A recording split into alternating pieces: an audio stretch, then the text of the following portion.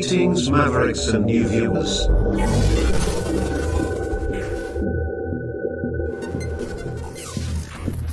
Tonight, direct and live from the Maverick News Network World Studios. This is Maverick News with Rick Walker.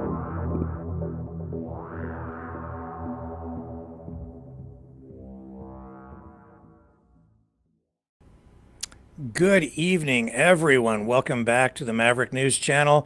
I am very sorry that the program did not run last night. We had internet problems here, which seem to have been corrected. We just couldn't keep things connected to the net last night. But we're back and we're live and we have a lot to share with you tonight. Tucker Carlson goes back to Moscow? Well, his credibility is on the line this time. If it wasn't the last time, we'll show you why. Also, Canada as the 51st state followed from that. But most importantly tonight, Mike Picer joins us again to revisit the Bucha massacre in Ukraine. All of that unfolded in the very early stages of the Russian invasion of Ukraine. And boy, the investigations that have taken place since then have been incredibly revealing. As we discussed a couple of nights ago here on the program, tonight we'll revisit that in more detail and help get us all a little bit closer to the truth. Stay with me. Mike Picer on the other side of this. You know, someone very profoundly once said many years ago that if fascism ever comes to America, it'll come in the name of liberalism.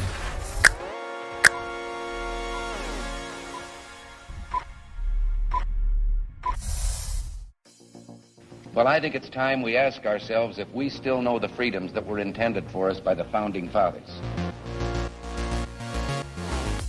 If we lose freedom here, there's no place to escape to. This is the last stand on Earth. The entire world is watching. Every dictator, every crazy dictator in the world is watching.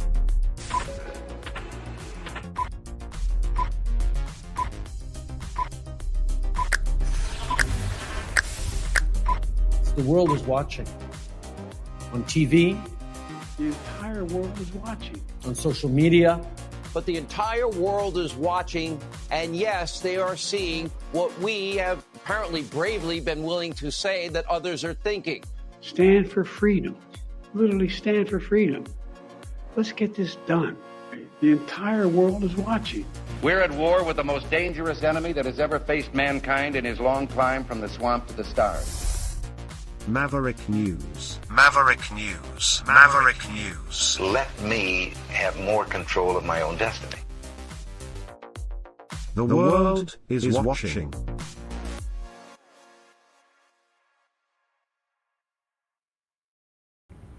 Okay, let's not keep him waiting. Let's bring Mike Picer in. Hello, sir. Welcome back. Hello. How are you guys?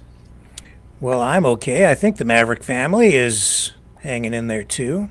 I didn't open up the chat. I don't know if I should. Hey, Pooh Bear. See ya. Have a great night.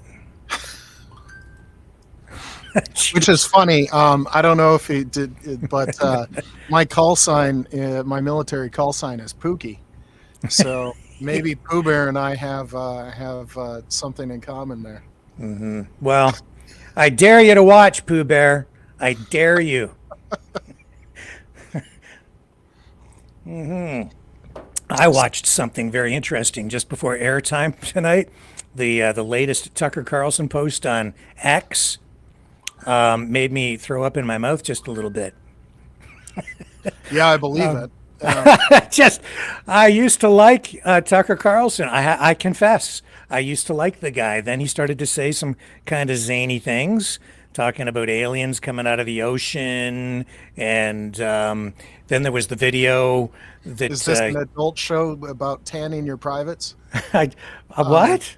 I don't remember. You didn't remember that? He had a whole advertisement about making sure to like red light to enhance your male libido or testosterone. It was completely ridiculous, but I guess he was making a buck off of it. So yeah, I missed that one. Maybe yeah, I'll have late to find the that one and party. send it to you if you want a good laugh. I was kind of curious how many people in your audience actually knew who I was, because somebody meant like, hey, who is this guy? But for those who don't know, I've been on Rick's show a couple of times. My name is Mike Picer. I'm retired United States Air Force. I did 22 years in the U.S. Air Force with active duty service in 36 nations on 4 continents. I've been to, depending on how you count, spots in Africa like Niger or Ethiopia. I have either been to 3 or 4 or 5 combat zones. I have service in both Iraq and Afghanistan, as well as active duty service in Ukraine, and I recently returned from Ukraine. I spent some time with U.S. Air Force inside Ukraine, what they call soft power or strategic influence missions, where basically you're just making friends. That's what soft power is. You're making friends or you're not. Soft power relies on credibility. It relies on what you have to offer freely. Once you start getting into dishonesty or fabrication or coercion, that is no longer soft power. Soft power is very fragile if you at all misuse it. And so I made a lot of friends inside Ukraine. When the big war kicked off in 2022, I knew many frontline soldiers, many ad hoc infantry, and I've been helping them out ever since, mainly with non-lethal kit like basic boots and uniforms, cold weather gear. I've also helped get a supply in medevac, Toyota Hilux 4x4, as well as a Mitsubishi 4x4, helped repair a Jeep, helped repair a Humvee, night vision, encrypted radios, basic non-lethal kit, because Ukraine is not a wealthy nation. And yeah, so we can go into back of the napkin math on what it takes in terms of dollars just to set up a basic supply of uniforms. And it's not cheap. It shouldn't be if you're getting decent gear. But that's who I am. Recently, I have been on the leadership board of Ukraine Defense Support, which is a 501c3 that's a tax-exempt organization in the United States, where it was formed by a whole bunch of people that have personal ties to frontline soldiers and like-minded people like me that directly support frontline soldiers. Recently returned from Ukraine. It was on a joint NATO NGO delegation led by a Norwegian colonel, and we visited 38 drone manufacturers or drone jamming manufacturers.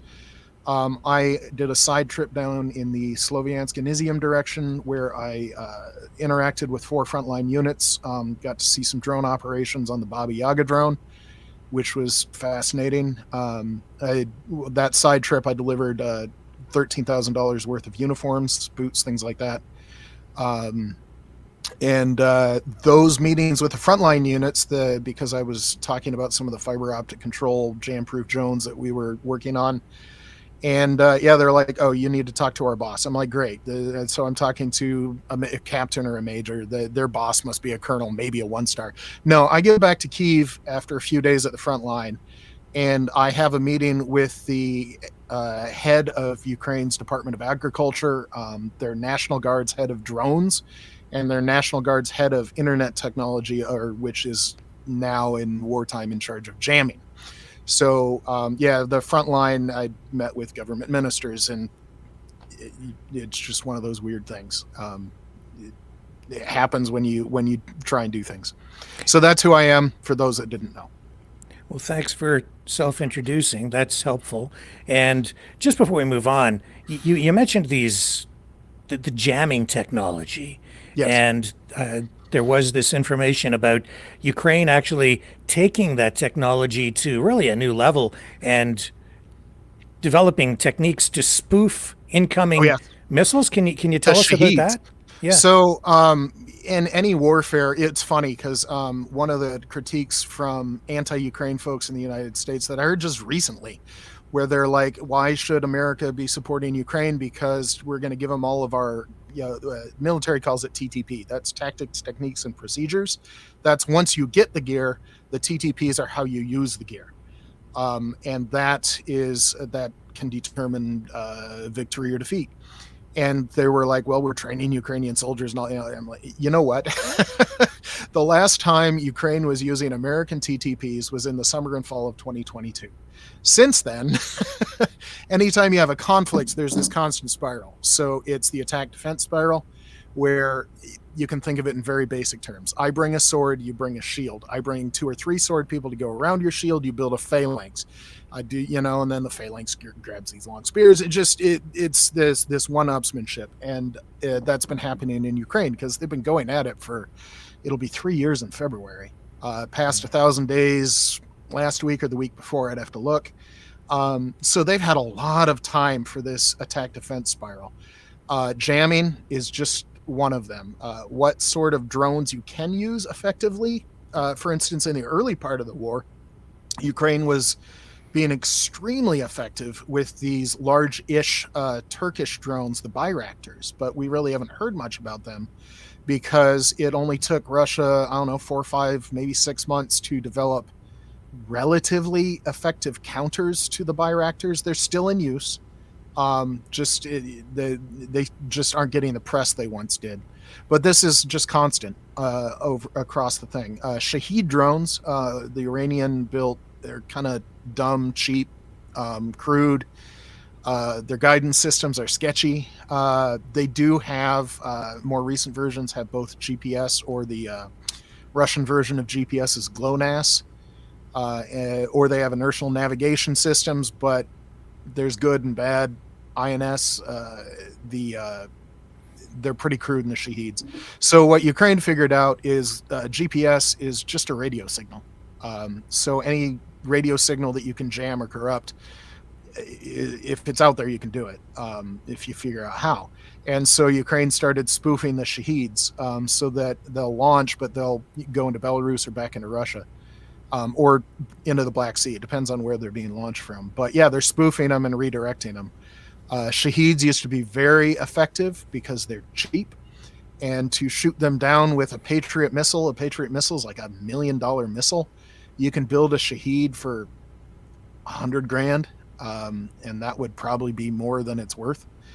And so you have to balance the possible devastation that a single drone can do with the cost of interception.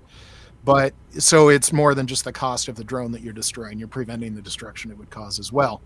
But still, if you're using $1 million to shoot down $100,000, then when you start thinking about logistics and sustainability and effectiveness and efficiency, that's not really great. So the Gepards got better at shooting down the Shaheeds. The Shaheed sounds like a Vespa in the air, or like a lawnmower. It's a cheap, trashy 2-stroke engine. It only needs to fly once. I'm not necessarily denigrating it. Cheap is, in this case, is a little bit brilliant on the case of their designers.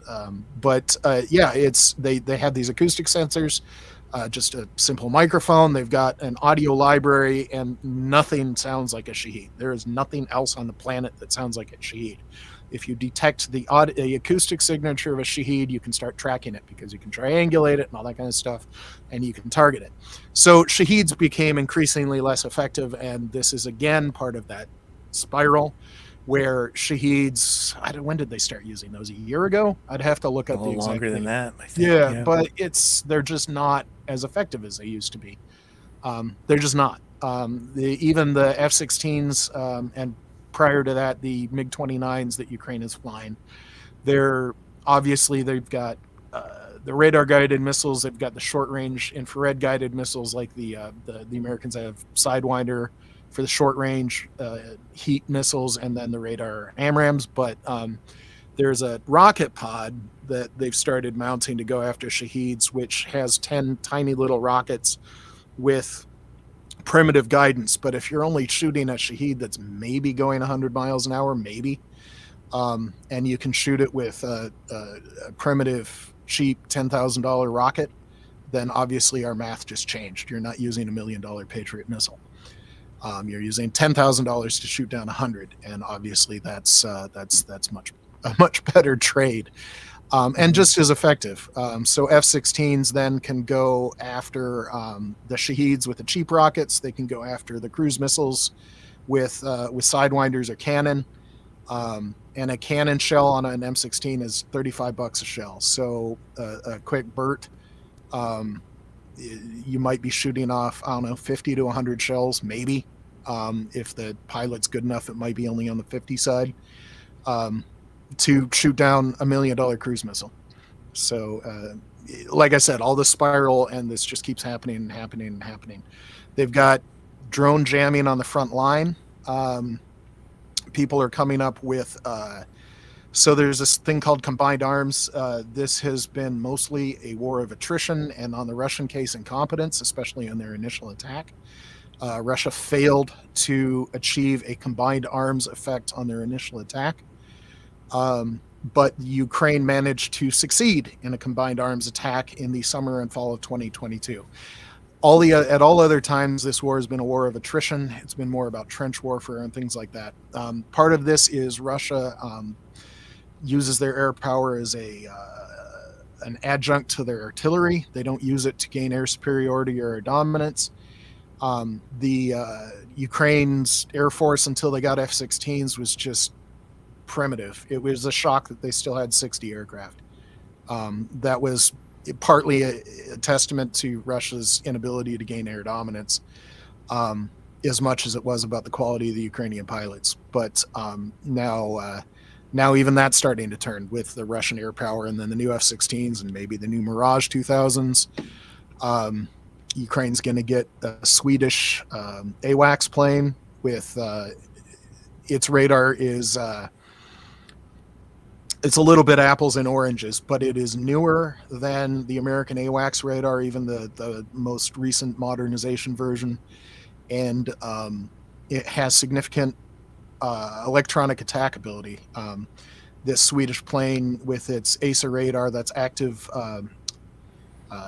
actively scanned array, active electronically scanned array, where it can actually hack.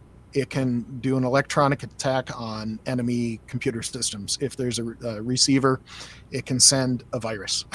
So it's kind of cool. But yeah, just all this attack and defense, that it's this constant spiral, jamming and attack.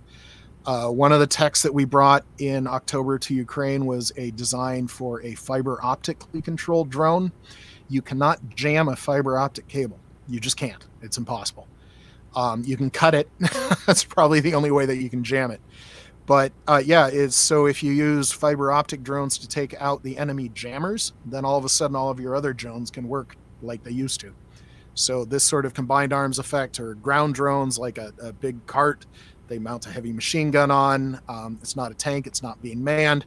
So it's more what they call a trittable, where if you lose one, nobody's going to cry that hard.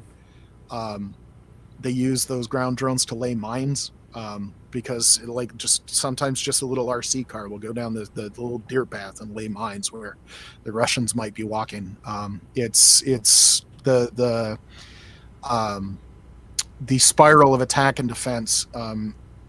If it wasn't so horrifying, it's kind of like whatever general said, it's a good thing that war is so terrible, otherwise we would love it too much.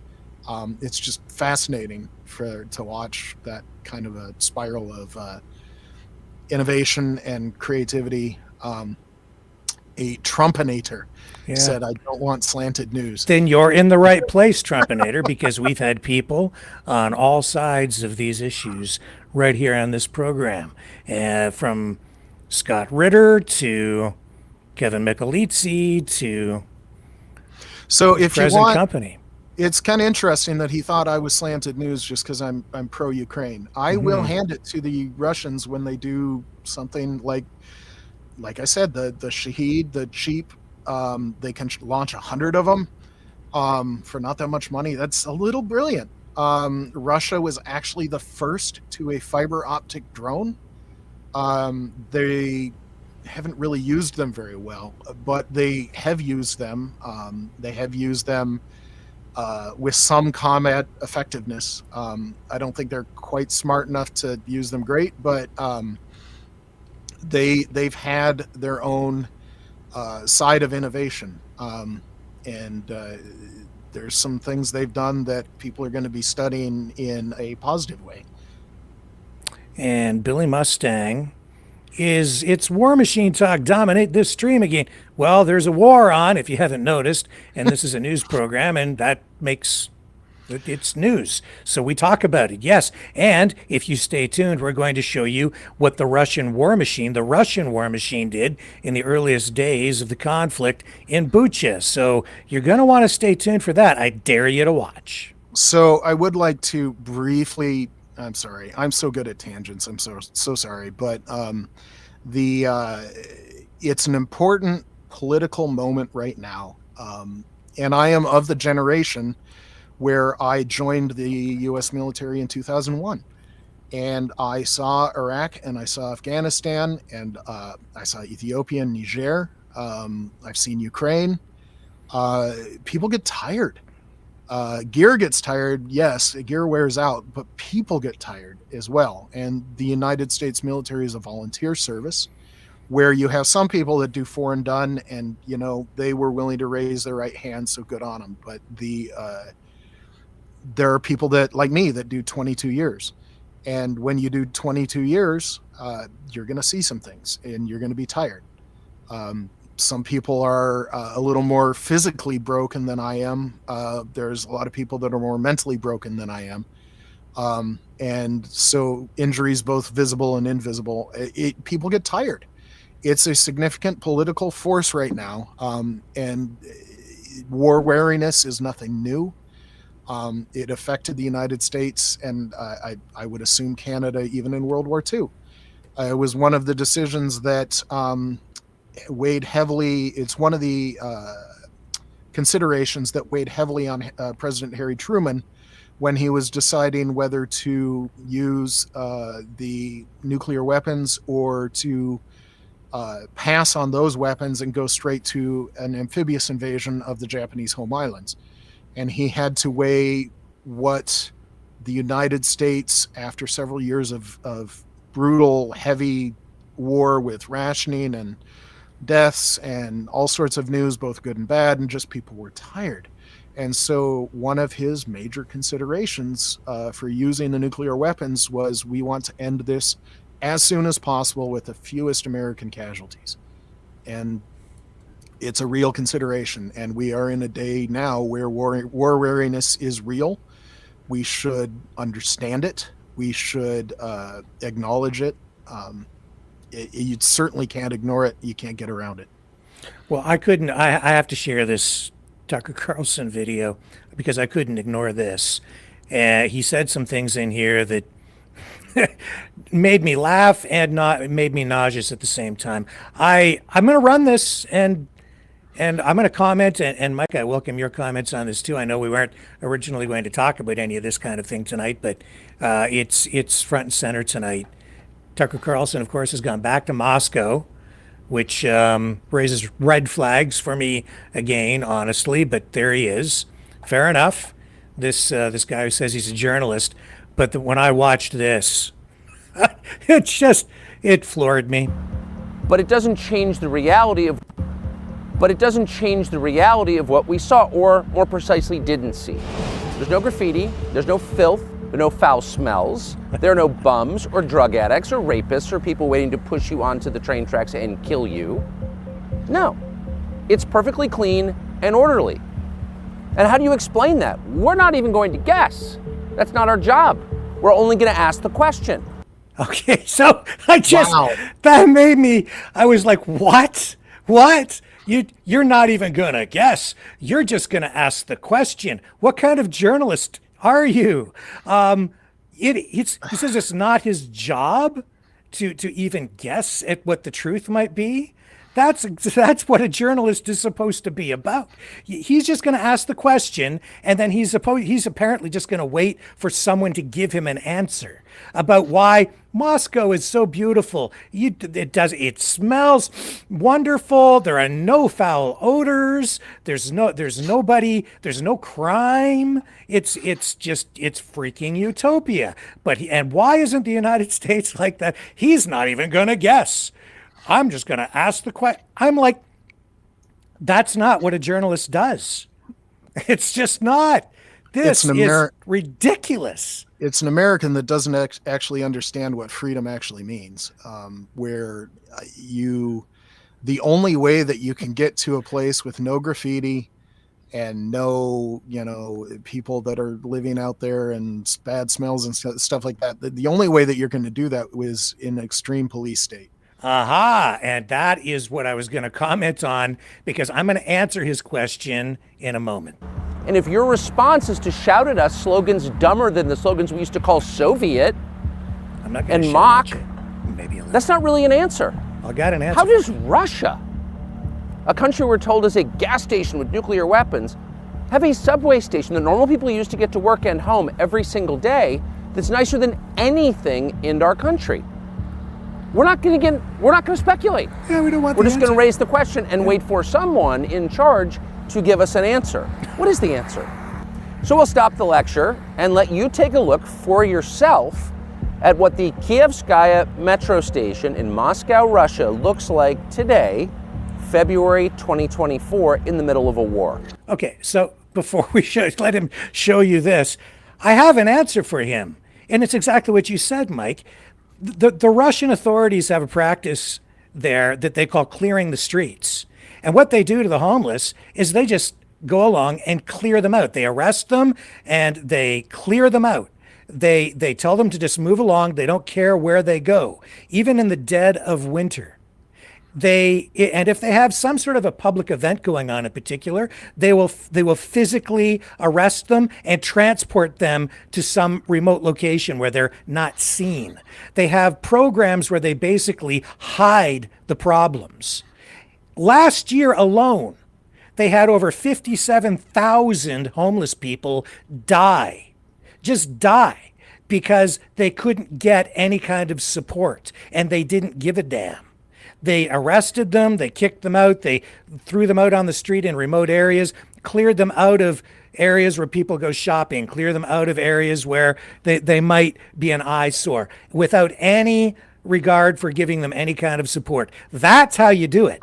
You let them die. Here in my community, we have a problem. Yeah, the government government policies here have resulted in tent cities being set up here. But we actually care about our homeless people. That's why we're in the process in my community of setting up an area where people will be able to access tiny homes with heat in the winter so they don't die. But that's not what they do. I've researched it. So there's your answer, Mr. Carlson. That's how they do it. They just let the homeless people freaking die. So and they do it with policing. That's the answer. The people that are studying Russia, because there's a lot of Russia's economy is in a very strange place right now, and so I've been studying where they're at. And Putin he has a tendency to, shall we say, make the people that would tell him no or object or push back on what he wants, those people tend to disappear, to put it euphemistically. But his power centers are in the two big Russian cities in Moscow and St. Petersburg. And obviously Tucker here is in Moscow. And obviously he's in the garden spot of Moscow too. That looks very touristy to me. If you go somewhere else to one of the big industrial towns in the Urals or in what is now Kazakhstan, where they tested all their Soviet nuclear weapons, and it's a wasteland. If you go into Siberia or even all the way onto the east coast at Vladivostok, Murmansk, which is their naval base in the north, There's a lot of ugly in Russia. There's a lot of reasons why the Russian soldiers, we saw them looting washing machines and toilets, that they just didn't have them. They might have them in most of Moscow, but Moscow is one city in a very large nation. Yeah, and I'm going to run a little bit more of this, because if this doesn't, just watch this. This blew my mind. Here it is. This is his. Wow. What the hell?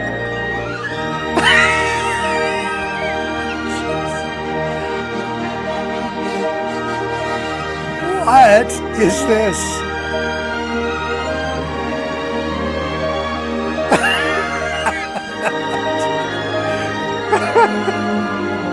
What?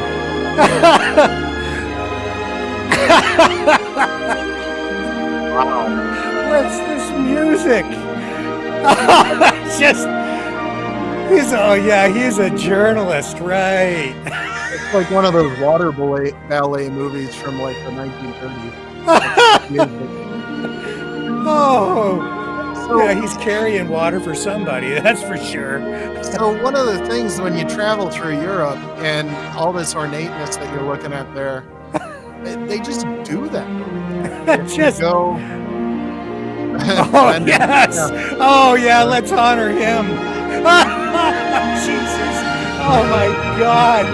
Hey, we long for the old communist days. It just for crying out loud! It just. What subways have I ridden? I've ridden the subways in Paris, London, Brussels, Antwerp. No, not Antwerp. That's just what. Oh, well, Chicago, New York, San Francisco. But the Paris subway's okay. The London subway's fine. You know what's really nice are all of the trains in Western Europe when you can get a high-speed train from Germany to Paris. Beautiful accommodations. It was great. You know what, Trumpinator? I don't know whether Carlson's on the right, the left. I know that Tucker he's is on his own side. There you go. Yeah. If that music doesn't tell you everything you need to know about what he's producing over there, then you better get your head out of your butt. I'm just telling you, man, that was just so blatantly obvious. And one of the problems with people like Tucker is that they actually do a disservice to honest people on the right, where they do have legitimate concerns. They do have legitimate issues. They have smart people that have thought through them. That is not Tucker. And that's why I say Tucker's on his own side. I think he's going to make a buck. He's going to... He's a buckinator. He's a buckinist. He's an opportunist. That's what he is. I don't know if he's a conservative, a fascist, a liberal. I don't know. I think it just depends on whoever writes the biggest check. That's what he'll be. That's what that guy is. They have a word for people that'll do whatever you want if you pay them. I don't know if you wanted to utter that. But, does it start with a W? One of the versions. The other one starts with P and an R. Ends with toot. So yeah, it's just this guy here. He's calling him out. Like, I'm sorry, but Tucker Carlson has zero credibility left as a journalist. He went into that first interview with Putin completely unprepared, just slack-jawed as Putin gave you his revisionist history. And then he was like, whoa, that guy really knows his history. Yeah, his history. And then, now he's doing this. Again, like apparently he's in Moscow to interview Foreign Minister Sergei Lavrov, but he's not just there for that. Obviously, he's there doing travel videos and why Russia is better than the USA videos. It's making me gag. And there's a big difference between So I don't hate Russia.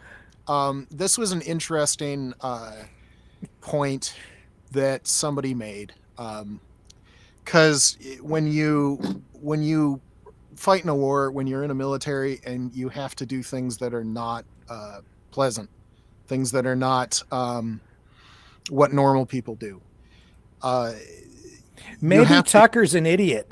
Well, that's true. Maybe Tucker's just on the payroll. Have you thought of that? Like, that's how you make money online. In case you haven't noticed, you make travel videos, and people pay you to go and do travel reviews. That's what that between, is. I mean, if he's trying to promote Russia, he's trying to sell Russia, but yes. He's not trying to be honest about Russia. No, not at all. This guy here's calling him. Good morning. My name is Richard Woodruff from Lviv, Ukraine. And I want to say to fucker Carlson, that real Americans stand with Ukraine. The real Americans have been here for 1,014 days. Real freedom-loving British and European citizens have been here for over 1,000 days, standing with the Ukrainians. And what do? You sit in Moscow, the powerful elite, sipping cocktails and champagne. True. Laughing about the genocide of Ukrainians, right? That's exactly what you're doing right now. You have absolutely no idea, you fucking worthless man. And I'm glad all of humanity and all of history will know exactly what you have done. And people will look back at this genocidal invasion and say, Tucker Carlson, he was the one simping for the Russians, all for a little bit of that blood money. Hey, Tucker, fuck you. Okay, that's a pretty common sentiment. A growing sentiment. More and more people waking up to what he's really all about, like his video about how we were going to run out of diesel fuel in the U.S. Within 28 days, and then all starved to death. Yeah, that didn't happen. You can make diesel out of all sorts of different things. I mean, even if you lacked the any sort of petroleum you dug out of the ground, you can. Got to take a quick call here. I'm going to leave you for about 30 seconds. No. Is it just me?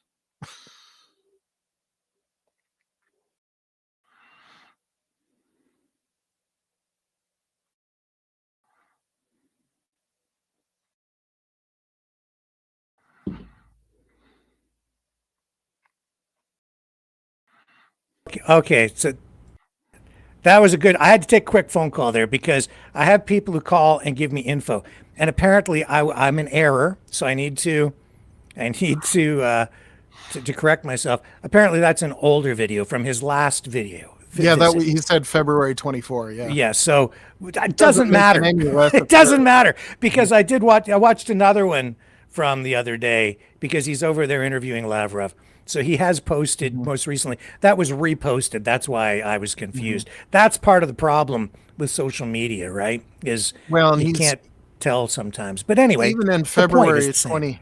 Yeah, and even in February of 24, he that was after it was after Bucha, it was after Izium, it was after Mariupol, it was after Carlson, it was after Kharkiv, it was after the Russian idiots that didn't realize they were in an irradiated forest near Chernobyl. It was just after Russia demonstrated that their military is grossly incompetent. I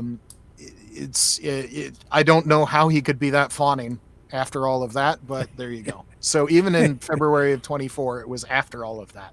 Well, it was worth revisiting that video because that was just over the top. I hadn't seen that one before. Well, people have been pushing back on Tucker Carlson for a long time. He was on CNN's Crossfire back in the 90s.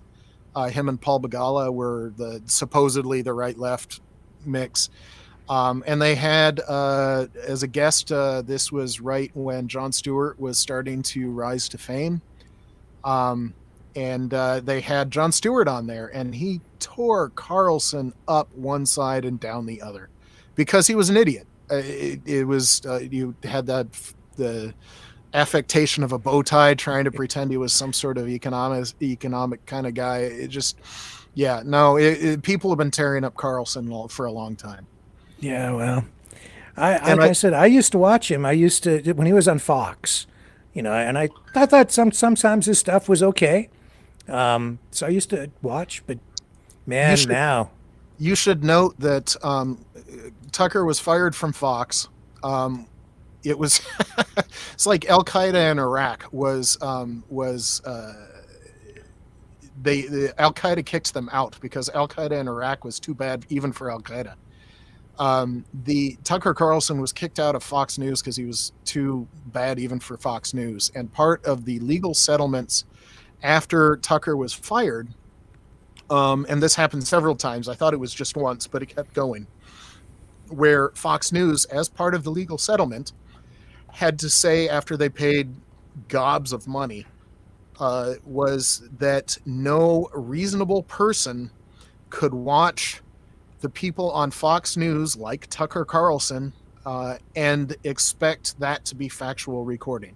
That was part of the legal settlement where Fox News said that no reasonable person could believe Tucker Carlson.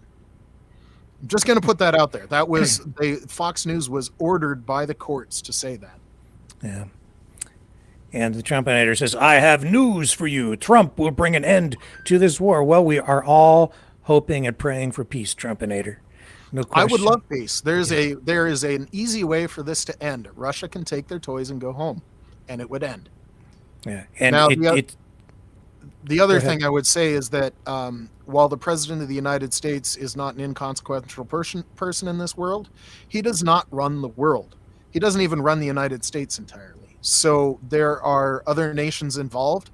I know that President Trump in was it 2018 or 2019 when he started negotiating with the Taliban to end Afghanistan, he didn't even bother to speak to the government of Afghanistan. He negotiated directly with the Taliban for American withdrawal and did not include the government of Afghanistan in those negotiations.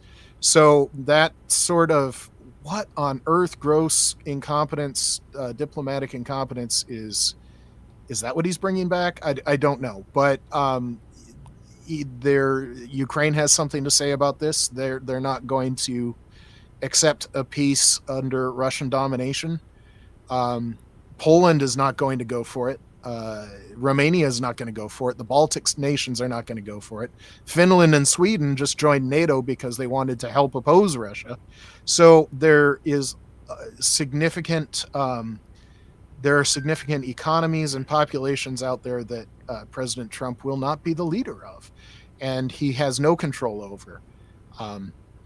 So, I mean, if he wants to try, okay. If he succeeds in a good way, I will be the first to applaud incoming President Donald Trump if he successfully ends this war in a way that Ukraine is not being oppressed by Russia and the genocide stops and the civilians stop dying. If he succeeds, I'll applaud. Yeah, and just you can have me on, and I will publicly say it if he succeeds. Okay, and this is a sidebar. Maria wants to know about the postal strike. We'll follow that. It's certainly still ongoing. I'm not going to get into it tonight. I will only tell you that I went to send out a parcel yesterday at the courier services, and the rates there have quadrupled. 4 times the regular rate to send a package. Over $100 to send a small package to Toronto from where I live, like 3 hours away. FedEx, Purolator, Canpar, any of the major couriers, they've quadrupled their fees. Unfreaking believable. As for the postal strike itself, we'll get into that maybe tomorrow night in more detail, but it's still ongoing, obviously. And so back to where we were. Where were we? Talking about Ukraine. The Trump silliness. We'll see what President Trump does, because he like I said, he wants to be liked. He wants to be viewed positively. He has an ego like any politician would. He has vanity that is, shall we say, unique to Trump. And all of that is available to help Ukraine, if that makes sense. So if Donald Trump tries to go a direction that's not going to work, that's not going to win him the praise and adoration and stroke his vanity in the way that he likes, I don't know that he will go that direction. But I don't see it as automatically negative for Ukraine. Yeah, it seems like about half the people in his incoming administration, or at least the ones that he hopes will be there, are maybe pro support for Ukraine, and the other half are sort of in the other camp. So I'm not sure where it's going. I can't really read it. Yeah, there's a lot of anti people. Senator J.D. Vance was a consistent no vote on Ukraine aid. There are others incoming that are not fans. So we'll see. It's not the rhetoric. I mean, we can talk about the rhetoric, but his actions to me matter more, if that makes sense. So. And Trumpinator says Ukraine will not be getting back all the territory it lost. Yeah, I'd say at this point that's probably going to be the case, especially if we get into negotiations quickly when Trump comes into office. What do you think, Mike? We'll see what happens. I don't think there's a foregone conclusion either way. The one that I was seeing floated was kind of a ceasefire in place with the current sections of Ukraine that are under Ukrainian control, even available to join NATO, because one of the problems with the disarmament of Ukraine in the 90s and the Budapest Agreement and all that kind of stuff was the guarantees that were either absent or the guarantees that were in those treaties just didn't work. So, for instance, like Russia actually guaranteed the Ukrainians independence and security for some of that disarmament, and obviously they just they had no intention of following that, as we've seen since 2014. So it's you know what, Dodge, I know all about those votes, but there are other aspects to that have really not been reported, and specifically I would say that the votes went the way that the Russians wanted, the way Putin wanted in the Donbass and Crimea, because the people, the Ukrainians that didn't want to live under Russian rule left, and the ones that didn't vote, or they voted under duress, right, because their votes were not private, because the people that accepted their ballots could directly see what they voted for. That is not a free and fair election. So in terms of the Donetsk and Luhansk, those were not elections. So I would be happy if Russia, like I said, took its toys and went home. If then you could have a free and fair election and they decided to want independence, we would have a discussion there. But the elections that happened under Russian oppression, that was voting at the point of a gun. That was not an election. Yeah, I would agree. Yeah. And as I say, a lot of the people, you have there are ethnic issues, language issues, and Russia moving, even during the Stalin era, and then now even under Putin, moving more and more Russian nationals into those areas of Crimea, Donetsk, and it's a much more complex thing than just saying the people voted and they voted for it. It's not.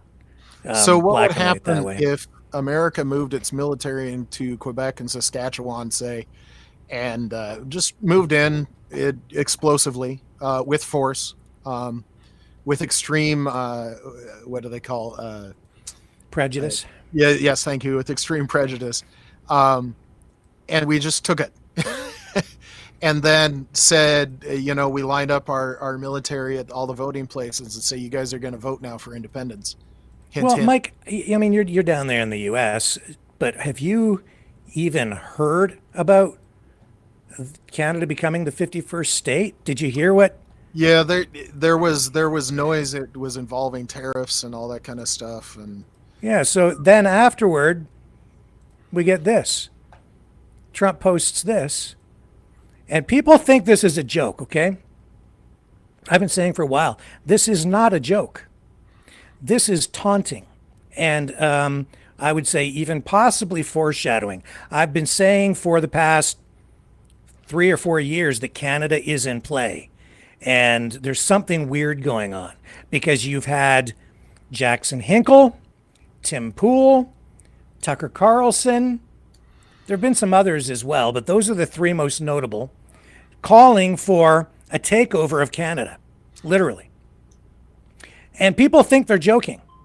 But Jackson Hinkle, doesn't sound like he's joking. Now Trump saying that he's looking at making Canada the 51st state in a dinner with Trudeau. You might think it's a joke and people are laughing about it, but there's also all this Russian propaganda that is telling people through Q posts and other information warfare that Russia is our friend. We should not fear them. And if you see Russian soldiers on Canadian soil, don't be alarmed. They're here to help. Now, I'm sorry. I hadn't heard that part. Yes, but none of this is coincidence. This is all part of a larger plan. Who's behind it? Who's involved? Some of them are face forward. I've given you some names. This is factual. These are things that I've observed. It's been repetitive and consistent. These are trial balloons. This is messaging meant to soften people up. And indeed, that's what we have right now. We have people's minds twisted around inside out to the point where they're like, a lot of people, not everybody, thank goodness, tonight, I see people saying, yay, let's become the 51st state. Let's let that happen. But here's the irony in all this, Mike. Nobody's said this. I'm gonna be the first. Trump says that his reason for calling on Canada to become the 51st state is because he's concerned about border security. But what this really ends up being, strangely, is Donald Trump's open border policy. If Canada becomes the 51st state, there will be no more border. In which case, all the things in Canada that he's afraid of will just flow over into the United States. Canadians will become U.S. citizens, will come down there, steal all your jobs. All our immigrants will flood to the south and head into those warmer southern states where they don't have to shovel snow. And I know that you say that he posted something he actually didn't. It was a meme. You're going to have to deal with Quebec and French. I mean, you have enough trouble as it is, with your Spanglish, okay? Wait until you get to your Franglish. I've already mixed up my Spanish, my French, and my English. Just listen to me on this program every night. Good luck to you, man. If you want us to be the 51st state, you just circumvented your own stronger borders policy. You better wake up because this is going to have unintended consequences. And I'll tell you right now, though, you come up here, Jackson Hinkle, and try and take over my country, I'm getting up my hockey stick and I'm going to beat you off with my hockey stick and all your friends too. And I'm going to kick you all the way back to the border, my friend. Which is, it's funny. Canada actually has a honorable military history to it. But so one thing I'm not trying to apologize for Donald Trump. That's okay.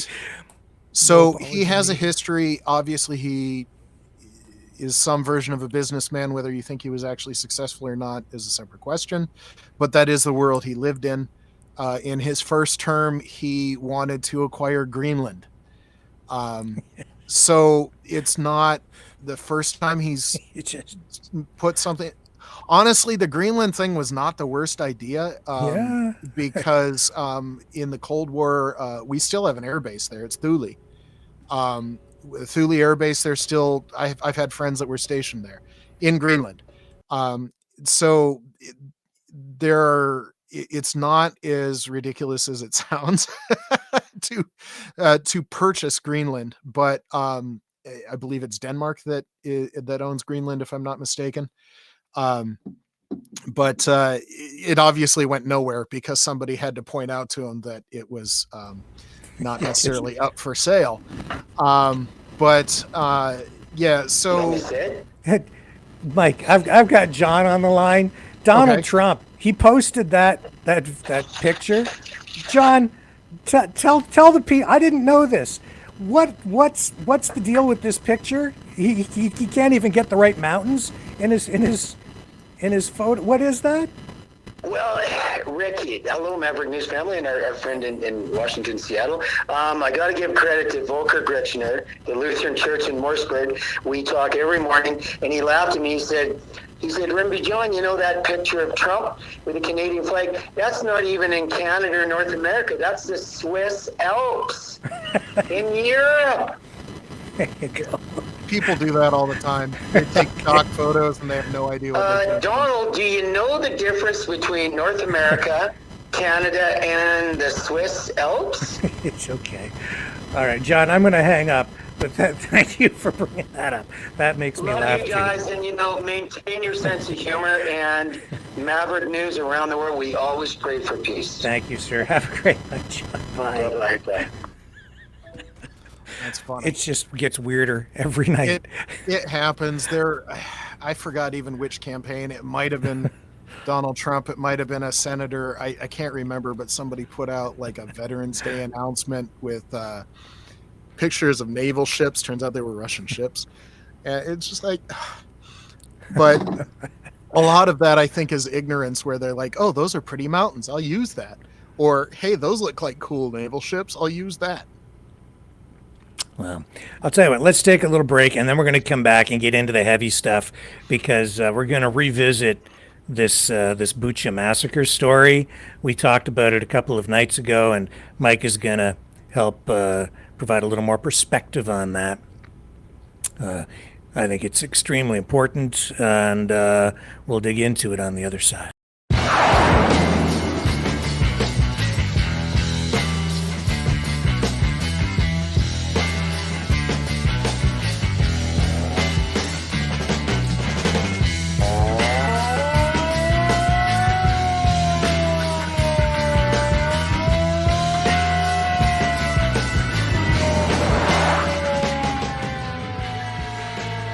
Maverick News. Fighting for freedom.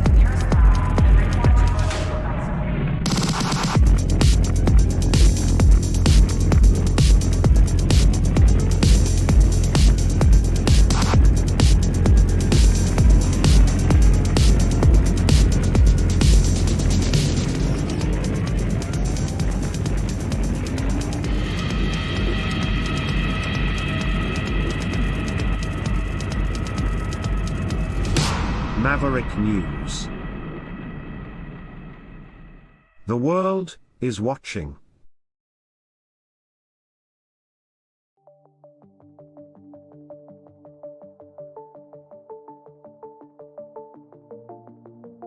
Greetings, brave Mavericks. Our quest for truth continues. We go beyond fake news. Together we expose propaganda.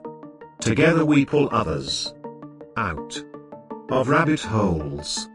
We are maverick thinkers. We are all unique individuals, defenders of individual rights and freedoms, credible, trusted, grounded in reality. Maverick News, Maverick News. Defending free speech, free speech. Donate at freedomreporters.com. Do it now. Tomorrow may be too late. Maverick News. The world is watching.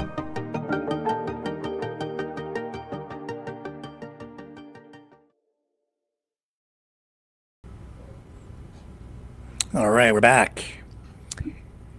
We talked a couple of nights ago about a new movie that has just been released in Canada as of, I think, well, it was the beginning of this week, called Bucha. It's a feature film, so it's based on the true story of what happened in Bucha, and that's why I asked Mike really to come back on here tonight, because I wanted to explore this in a little more detail. Not the movie so much, but what actually happened. Because when it happened, and I think we were only about 39 or 40 days into the beginning of the Russian invasion of Ukraine. Less than that. Yeah, and they went into Bucha. And can you just kind of give us some background on how that began? Let's see. I actually had a timeline written out here. Give me a second. Bucha. I do want to preface this with a little bit of, setting the story before I get into the dates. So one of your commenters, I think it was Trumpinator, it might not have been, he expressed, he, she, it, whatever the Trumpinator person is, they expressed a relatively common position now where they want peace in Ukraine really at any cost, peace in our time, because they don't want war. They're either sick of it or they don't want World War III, and they're willing to, I guess, pay any price to prevent it. So the thing that I would say to that is nobody wants war. Well, I don't want war. Most at least American soldiers don't want war, because guess who's the first person that's going to be in danger? So the soldiers know that they're on the bad end of that stick if something goes sideways. So that's where I came from most of my professional career. The concept of you don't want war doesn't mean that you think that war doesn't exist or that there are no wars worth fighting. You don't want to start a war, but if you want to continue to live in freedom and you want to continue to provide a better future for your children, then yeah, don't start a war, because wars are terrible. But if a war comes to you, you better be prepared to fight it, and you better be prepared to end it.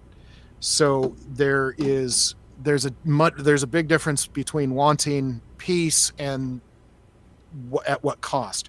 So the Bucha that we'll be talking about was very early, very, very early. And I believe there were roughly 500 casualties found in the mass graves and on the streets and in the basements of Bucha. But one of my friends, I was speaking about the one time that this war was successfully a combined arms war of maneuver, was the summer and fall of 2022. One of my friends was in the first tanks out of Chernihiv, which is a legendary unit at this point. He was one of the breakthrough units that helped liberate Izium, and he was a tank commander, and he found one of the mass graves in Izium. So Bucha has roughly 500 casualties, roughly. Izium, the one mass grave that my friend Maxime found, had 500. There were 4 mass graves in Izium. There are mass graves in Kherson. There's torture chambers in the basements of Kherson. Kharkiv has been under constant targeting of civilians for more than 1,000 days. So when we talk about Bucha, it's almost crucial that people understand that this is one side of it. This is one very, very specific part. And it was the first, and so it got a lot of the headlines, and it was shock because we haven't seen something like this in 80 years. We haven't seen this sort of brutality, this sort of animalistic behavior from somebody that you would think was a human being walking down the street. And these kind of war crimes. Oh yeah, they're 100% war crimes. So Bucha is you can call it a suburb of Kyiv. That the Russians that were invading south out of Belarus towards Kyiv, we can talk about the incompetence there, but they did manage to get to the outskirts of Kyiv. And Bucha, they held it for a little bit. They first, so obviously this kicked off, this first picture is a good one to show. All of it obviously kicked off on the 24th of February, 2022. Shortly after that, it took them a little while to drive down because, like I said, Ukraine's a poor nation. It took them a while to mobilize. But by the time the Russian army got to Bucha roughly on March 2nd or 3rd or 4th, there were resistance. Ukrainian resistance was in place. And this street shows it shows Ukrainian displeasure at Russia trying to go into Ukraine to help, as you should put it. Russians suffered serious losses here, and they were repelled the first time they tried to go into Bucha. But by the 5th of March, they did have control of Bucha. So this is not very long after the 24th. This was, so that the road of death that you showed earlier, this is Russia after they regrouped and went back into Bucha. This is, I unfortunately do not know my Russian armored personnel or infantry fighting vehicles very well. This is some sort of aerial assault, airborne division infantry fighting vehicle, and I don't know, BMT, BMP, BTR, I don't know which. Obviously, there are troops using it for cover, and there were Ukrainian defenders in town. March 9th to 11th, the Ukrainians, like I said, this is on the outskirts of Kyiv, and Russia never conquered Kyiv. Ukraine had drones, surveillance drones, watching the Russians going into Bucha. They had street cameras with audio that were able to watch in real time the Russians. They had radio intercepts. One of the smart things that Ukraine did that people don't necessarily think about when they pick up their phones and use them is shortly after the Russians came in hard on the 24th of February, Ukraine locked out all of the cell phone numbers that had a Russian country prefix. So, for instance, the United States and I believe Canada as well has a +1. In the international, that's +001 because there's 200 odd, a little bit less than 200 countries that have nation codes. I believe Russia is +007. And all of those Russian national numbers were just completely cut off. They will not work on the Ukrainian network to this day. So because of that, the Russian soldiers took Ukrainian cell phones and started using them. And of course, Ukraine was listening. So this was one of the brilliant things that Ukraine did, because Russians can't use their cell phone, especially young people, even in Russia, are tied to social media and all that. So Russians were taking Ukrainian cell phones. This particular graphic, we can get into the 234th in a little bit. This particular graphic was, it shows the number of Russian soldiers that used a Ukrainian gentleman, Vitaly Karpenko, was a Ukrainian volunteer helping to defend Bucha. He was captured by the Russians. So he was defending Bucha. Of course, Russia was shooting at him. They captured him. All of that is legal. Russians taking the prisoners somewhere else, that is legal. Russia interrogating prisoners, that is legal. Now, what happened after that, we have video of this. The street cams that I was mentioning have this on video of Russia taking these individual persons, including Vitaly here, to a side of the building they appropriated as a headquarters and executing them. That is illegal. So the execution of Vitaly, Karpenko, is in itself an individual war crime. So that graphic was all of the Russian soldiers that used Vitaly's cell phone. They started using that cell phone within minutes, less than an hour, after the street cams recorded the execution of these prisoners. The very first Russian soldier to use it was Vladimir Vasilyev. He should be that the one in the bottom center, I believe, if I remember correctly. Mm-hmm. So he called a Russian phone number from this Ukrainian phone.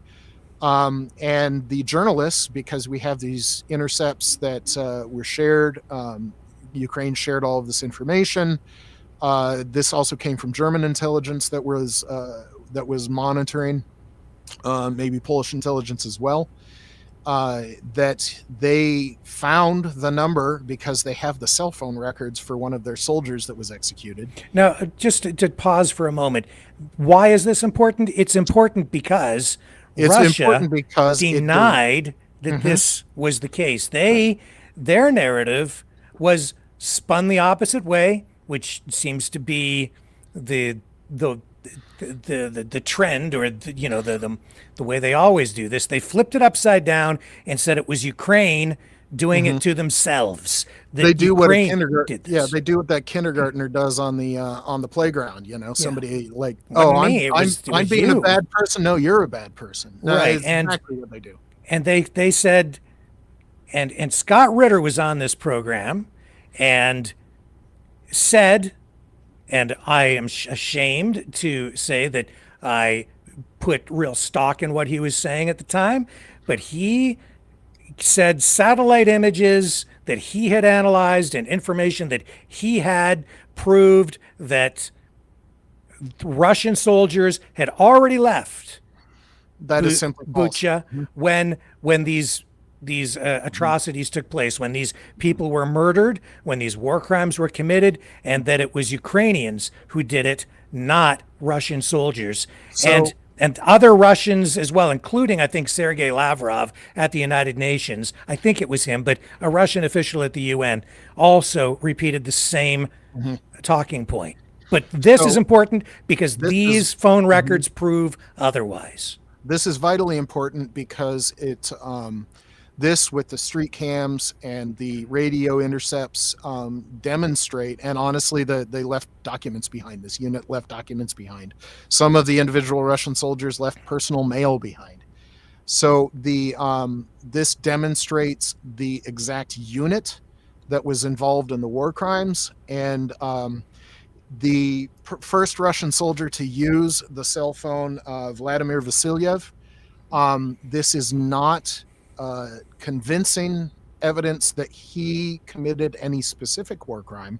However, the fact that he used the cell phone of a criminally executed Ukrainian prisoner within an hour of the prisoner's illegal execution demonstrates that he was there. He was in the immediate vicinity. He had access to the cell phone long enough to be able to turn it on and call home within an hour of a war crime. So that demonstrates that his unit was there. We also have street video of the commanders that were there while they caught some of the Russian murders of civilians on video. We have video of the killings. And so, the commanders have been identified. The unit has been identified.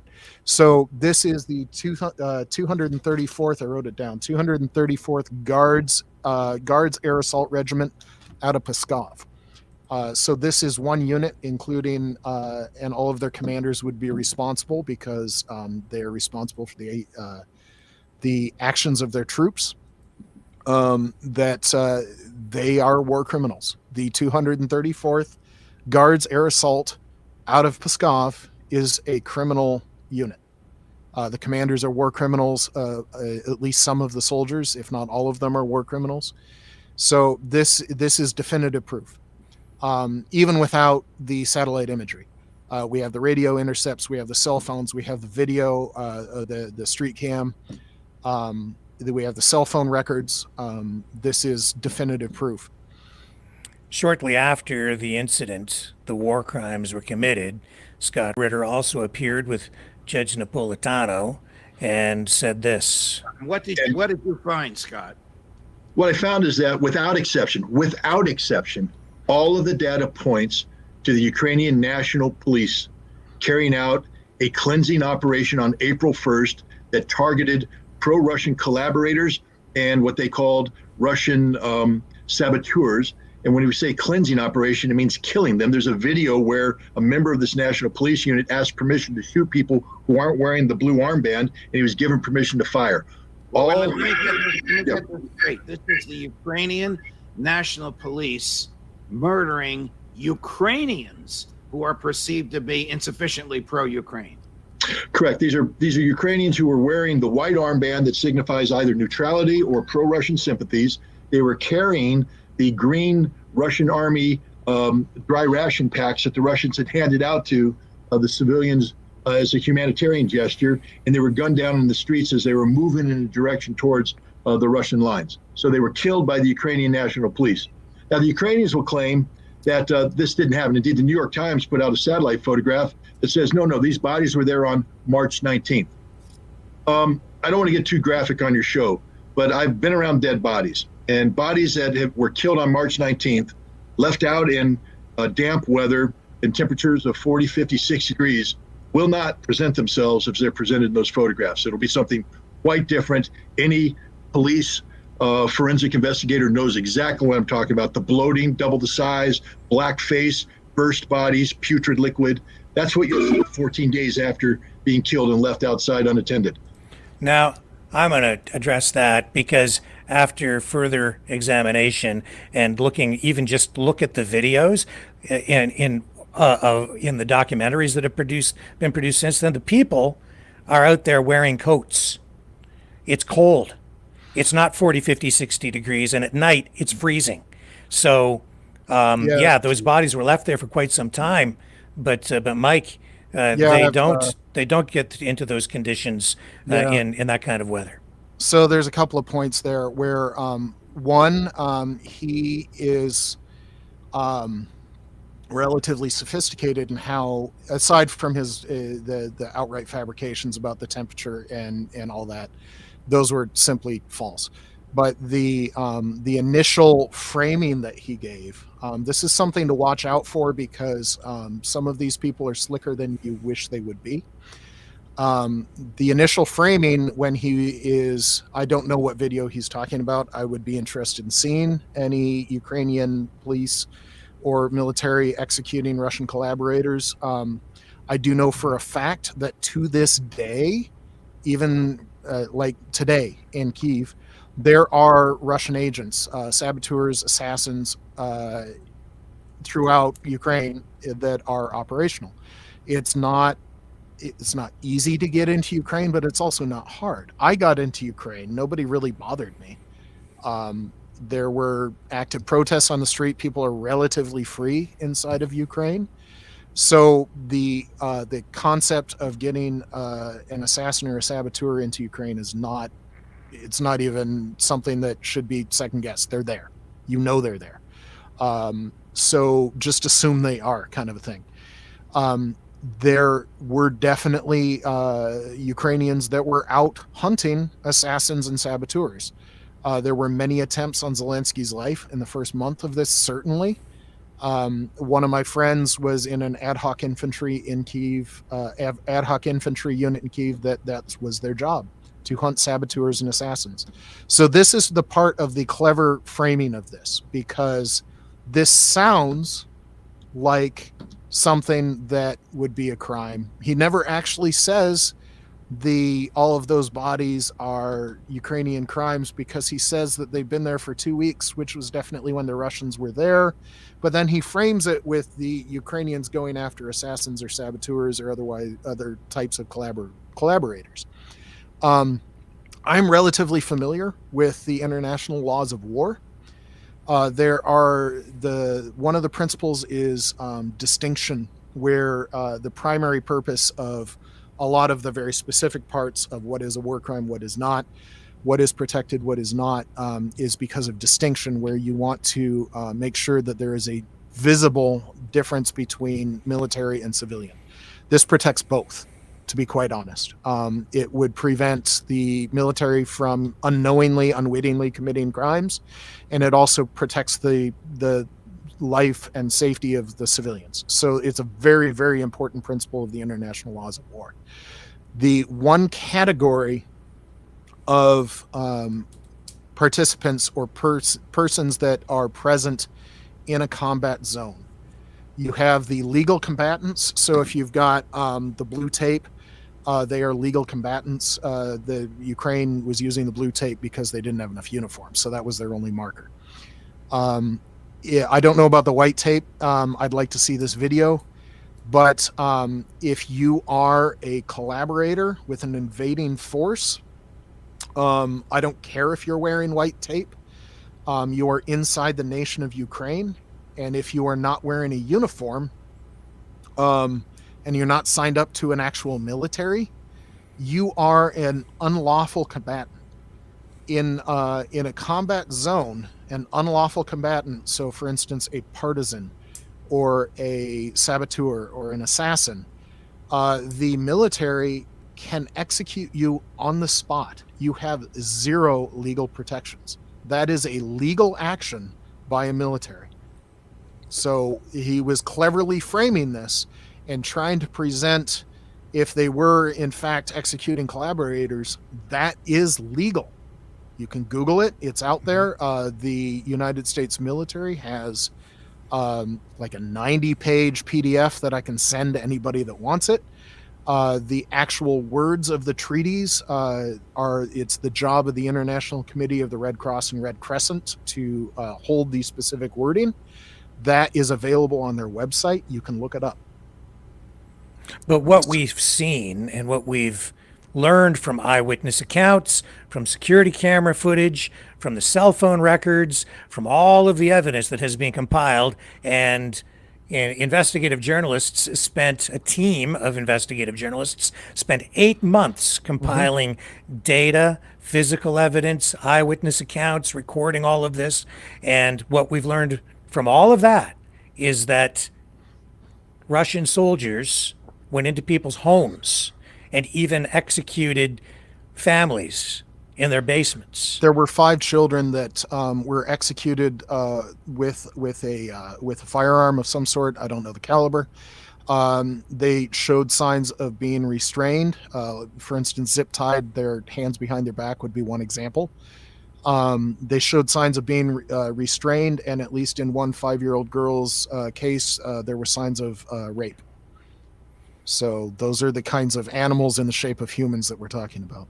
Yes, and then some of these soldiers, as we've seen, coldly and not shedding a tear, picked up the cell phones of the victims, the people they had just murdered in cold blood, and phoned home to talk to their relatives or friends using Ukrainians' cell phones, the phones of the dead victims.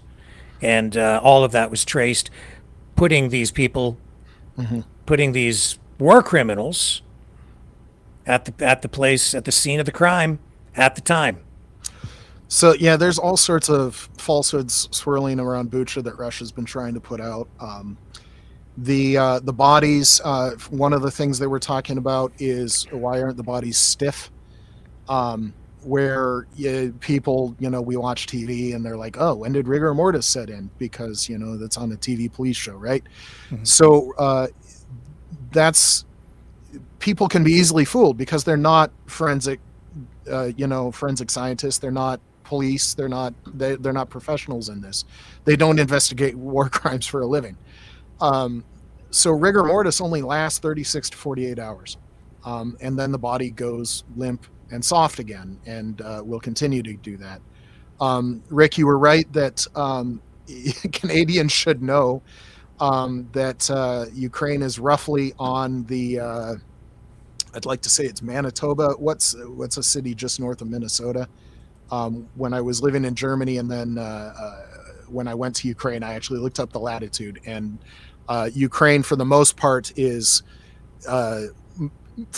just north of the United States-Canada border in terms of latitude. It gets cold in Ukraine. It'll be cold at night. Certainly, it'll be cold starting in September and going all the way into June. The nights will be cold. If you look at some of the video of the Russian, like the street cams showing the Russians going into Bucha, it's snowing, and not lightly. So it was cold. So the bodies are not going to putrefy and bloat. They might freeze at night. You know, people know that you put meat. I'm going to show you some photos while Mike talks, and just warning you that these are a little bit graphic. So just forewarned, viewer discretion is advised. So people are correct where war is not okay. Nobody wants war. I don't want war. But I don't want this to happen. And I'm willing to resist to make it stop. I'm certainly not willing to roll over and say, oh, that's fine. You can do these things to 5-year-old girls and to old ladies and to people that meant you no harm. And just in some cases, we're riding their bicycle home on the street and they got shot by a 25 millimeter cannon. So these are things that war came to Ukraine. And Ukraine was not having it. They're also not going to accept it. They're not going to roll over and accept it. That's just not going to happen. So war... And let's put this in perspective here, too, because what we're talking about is Russian soldiers rolling into basically a suburb where people are just trying to live their lives. They didn't ask for this. The Russian soldiers roll in there and take over people's homes, terrorize the people in the neighborhood, murder civilians, and then finally they're repelled from the community by the defending force from Ukraine. But after at least 500 people were murdered in cold blood. This is not something the people there asked for. This is not a war of choice for Ukraine. This is imposed upon them. This is an invading Russian military. They went into this neighborhood and just killed people indiscriminately. There were a few people there who had signed up, I guess, as sort of a security force with the Ukrainian military. So technically those guys would have been combatants, but even those guys who went into a home after they were captured, they were illegally executed according to the information in the conveyed by the investigative journalists. Even they were illegally executed. And this is, again, these are just murders. These are just murders. Mm-hmm.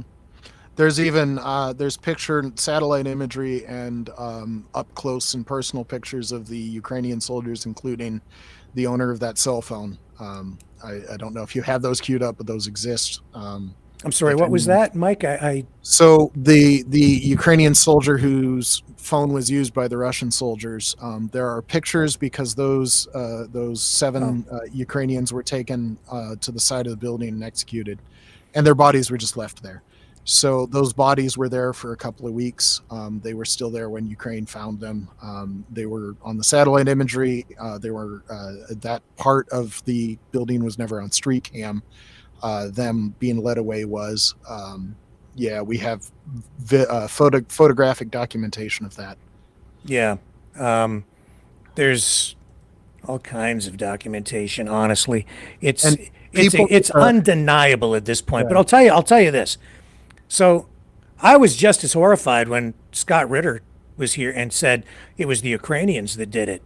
And because the crimes are horrifying. Yes. That's right.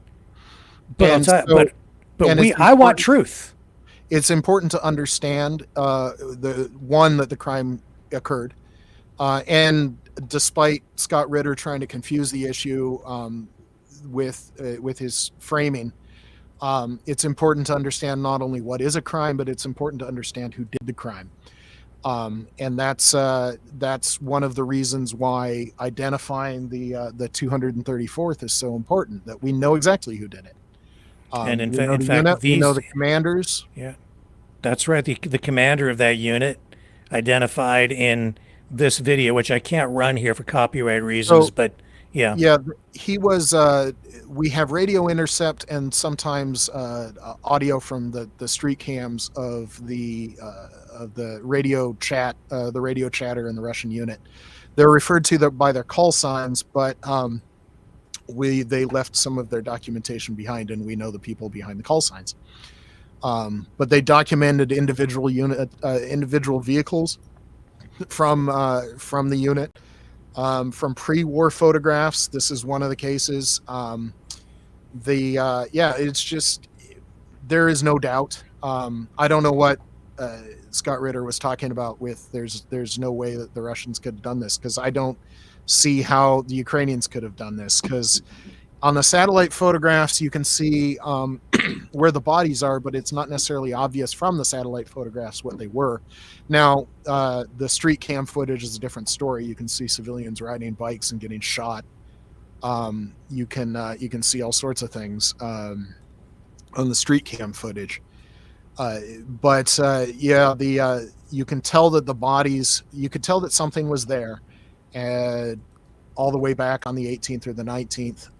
And then when you get the street level views and everything is, the blobs turn into dead people.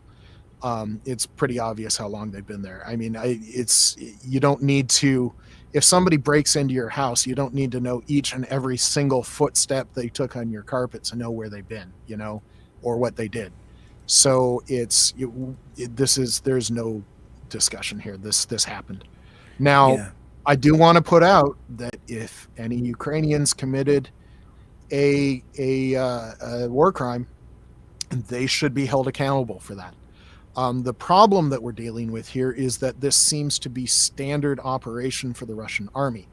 The officers were there. They should have known better. The sergeant should have known better if this was a Western military, but in the Russian military, it's the officers. The NCOs don't matter in the Russian military. But the officers should know better. If they don't, they are the responsible. All the soldiers are responsible, but the officers have extra responsibility. And in addition to all this other evidence, we have eyewitness accounts and videos recorded by eyewitnesses, civilians. This gentleman here, he recorded it on his phone from a like an attic window. Mm-hmm. They were in hiding. Yeah, which is it's another weird thing that Russia, I guess, decided they weren't going to clear the town. But okay, I don't know. So I mean, I don't know, Mike. Scott Ritter was on here before. Hey, if he wants to come on here and set the record straight, maybe he got something wrong. Maybe he's got something else to say about this. He's welcome to come back. People have been on my case saying, oh, be fair, get Scott Ritter on. Scott Ritter's had a lot of time on this program in the past, a lot of airtime, a lot of FaceTime, and I've given him lots of opportunity to share his views and whatever information he wanted to share on here, and he can come back, because I would say that what we're sharing here tonight is undeniable, and it runs completely contrary to what you just heard him state in that video with Judge Napolitano, what he's said on this program in the past, and what he said in all over the internet. Yeah, this would be like saying, Dachau was not real, or Theresienstadt, or any of the other Sobibor, any of the other hundreds or even more than 1,000 centers of the Holocaust 80 years ago. There is no doubt about those. If somebody comes on and tries to say that the Holocaust did not happen, or it was somehow the victim's fault, we would tell them exactly where they could take that. They could, we would. I would not be necessarily so kind about what I would tell them. Trying to deny the Bucha massacre was perpetrated by the 234th out of Pskov is in the exact same category as Holocaust denial. There is simply no room for debate here. The facts are so overwhelming, so lopsided, and there is no evidence, none, that any of these crimes were committed by the Ukrainian soldiers, military, civilians. None of these crimes were committed by Ukrainians. So maybe Scott Ritter got it wrong because he didn't have enough information early on. But as far as I know, he has never set the record straight. But I'll tell you this, unlike Tucker Carlson, I do look for answers, even just because just asking the question is not enough. We pursue actual truth here. That's what a journalist's job is. And maybe Scott Ritter would like to, elaborate or set the record straight, make a correction or issue a retraction of some kind, or maybe even discredit this information, or disprove it in some way. But how he would do that at this point is beyond me, because I would say all of this information would absolutely stand up in court. It's bulletproof, and it proves beyond a shadow of a doubt, in my view, what happened there. There are many governments, there are many civilians, interested civilians like me, who have a lot more documentation and, frankly, computer skills than me, that have documented this in detail, excruciating detail. And that's the commander who was in charge on the ground, right out there in front, who was actually decorated by the Russian military with a medal after the Bucha massacre. I do want to point out, and that speaks to the systemic nature of the Russian military's commitment of war crimes, because it's been everywhere. Like I said, Izium was 4 times worse, at least. Who knows what happened in Mariupol? We won't know until we see Mariupol again. Or unless they decided to cleanse up their mass graves. I don't know. But that's him getting the medal right there. That's him getting the medal. Yeah. Russia is a signatory to these Geneva Conventions. They are signatory to these treaties that made these actions by Russian military a crime. One of the reasons why I bring this up, that this is important.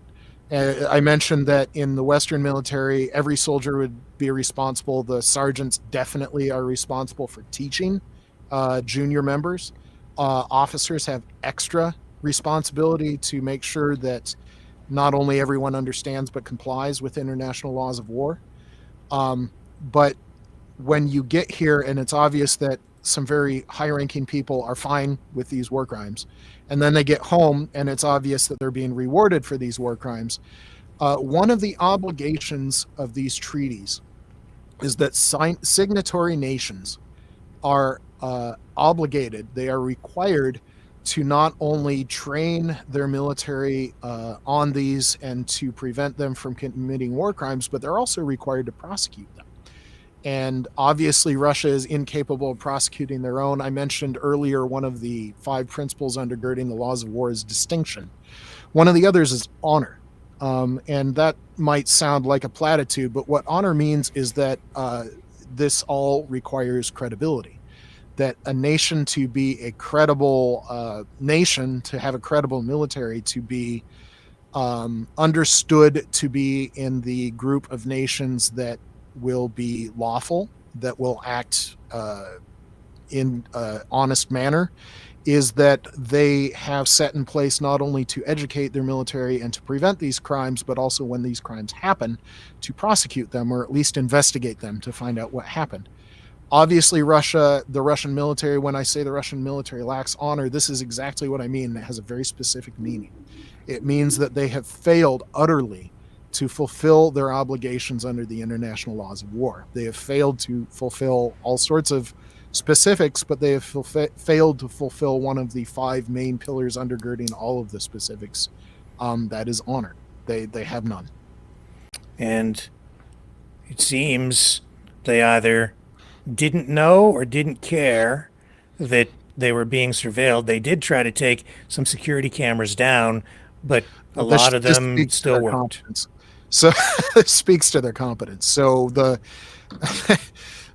pre-war, we can talk about Scott Ritter being wrong pre-war because he said before the 24th of February that Russia was not going to invade. So he was obviously wrong there. And he said after the 24th that Ukraine was going to fall within 7 days, and he was obviously wrong there. So I don't know what sort of accurate track record he has. You know, he's probably been right a couple of times, but even as the saying goes, a broken clock is right twice a day. Yeah. So even somebody as obviously and perpetually and honestly, when you're talking about Bucha, criminally wrong about important subjects, then I don't know that you can have any sort of credibility whatsoever. Now, one of the somebody said keep your sense of humor, and so I've been in the military world for a long time. I've been helping Ukraine for a while. Like I said, I've seen several combat zones. Pardon the fact that I can laugh when discussing these kinds of things, because that's where you get, because people still have to be people. Valiant Thor, my favorite Maverick family member, is here tonight, and he says, Rick, you're not confused. You are stupid. Blindly always siding with enemy is treason. And you know what? You are right about that one point, Valiant Thor. I was about to say. Siding with the enemy is treason. And that's why I'm setting the record straight here tonight, because I do allow people from all sides to have a voice here. And when someone gets it wrong, and when someone potentially is even lying and siding with an enemy, then I would say that's treason. Yes, you are quite right, Valiant Thor. So I call out people who might actually be traitors to our countries. I would be happy to discuss Scott Ritter's incorrectness with Scott Ritter. That would be fine. I am confident that I could have that discussion. So, but one of the things that I was going to bring up is that through all of their crimes there and shooting civilians and just the horror, raping girls, and it just this was not in Bucha. This was elsewhere on the front. But there is a specific Russian soldier. He wears a hat. It's not quite a cowboy hat, but it's close. That he is recorded several times, multiple times, dozens of times on video, taking Ukrainian captives, castrating them, and anally raping them while they're alive, and then murdering them. Yeah, we know his face. We know his name. I don't think he's been a combat casualty yet, but I would like to find him, and we would have words, shall we say. But yeah, so, but going to the funnier side of this is that even amidst all these crimes, and they tried to take out the cameras, but they didn't take out the cameras. They were incompetent. That whole advancement on Kyiv was incompetent. You remember the big traffic jam, for lack of a better word. It was like a 30-mile traffic jam south of Belarus, where they obviously didn't know even how to operate their vehicles. That if something breaks down or if you call a halt, what the column is supposed to do in any competent military is to herringbone off the side of the road so that you clear the road. You can clear it either for the maintenance records, you can clear it for fuel, ammunition, food, water, to come to all of the parts of the armored column. You free the road. In addition to that, so you herringbone off each side. The weapons are now pointed out. You dismount the infantry and you set up a security perimeter. Russia did none of that. They just left them bumper to bumper on the road. The infantry, I don't know if they tried to create a perimeter, but Ukrainian anti-tank guided missile, ATGM teams were operating. One of the reasons for dismounting the infantry, this is part of combined arms, where infantry covers for armored vehicles, the heavy weapons on the vehicles cover the infantry, the air covers everything. So this is how combined arms, they use their strengths to cover the weaknesses of the other parts of the military. The infantry's job is to keep those missile crews away from the vehicles. So they create a perimeter far enough away that the missile crews cannot shoot at the vehicles. So obviously the Russian infantry had no idea what they were supposed to be doing. So the utter incompetence of that initial invasion was just astonishing and more than a little funny if you were watching it as at least a rudimentarily educated observer from the outside. These are the Ukrainian defenders. I remember this picture. So this is an important point, that if you are familiar with the laws of war, so these are Ukrainian volunteers. They were handed a weapon and a piece of blue tape to mark them, to distinguish them from civilians. They were legal combatants. So the Russians firing on these, you would, obviously from this grainy picture, street cam picture, it kind of looks like they might be civilian. They're not. They were clearly identified in other pictures with the blue armband. They were legal combatants. So Russia shooting at them was fine. Like I said earlier, Russia taking them prisoner was fine. And in this case, it looks like they're possibly being mistreated. Well, they're being led away from the combat zone into a different place for holding.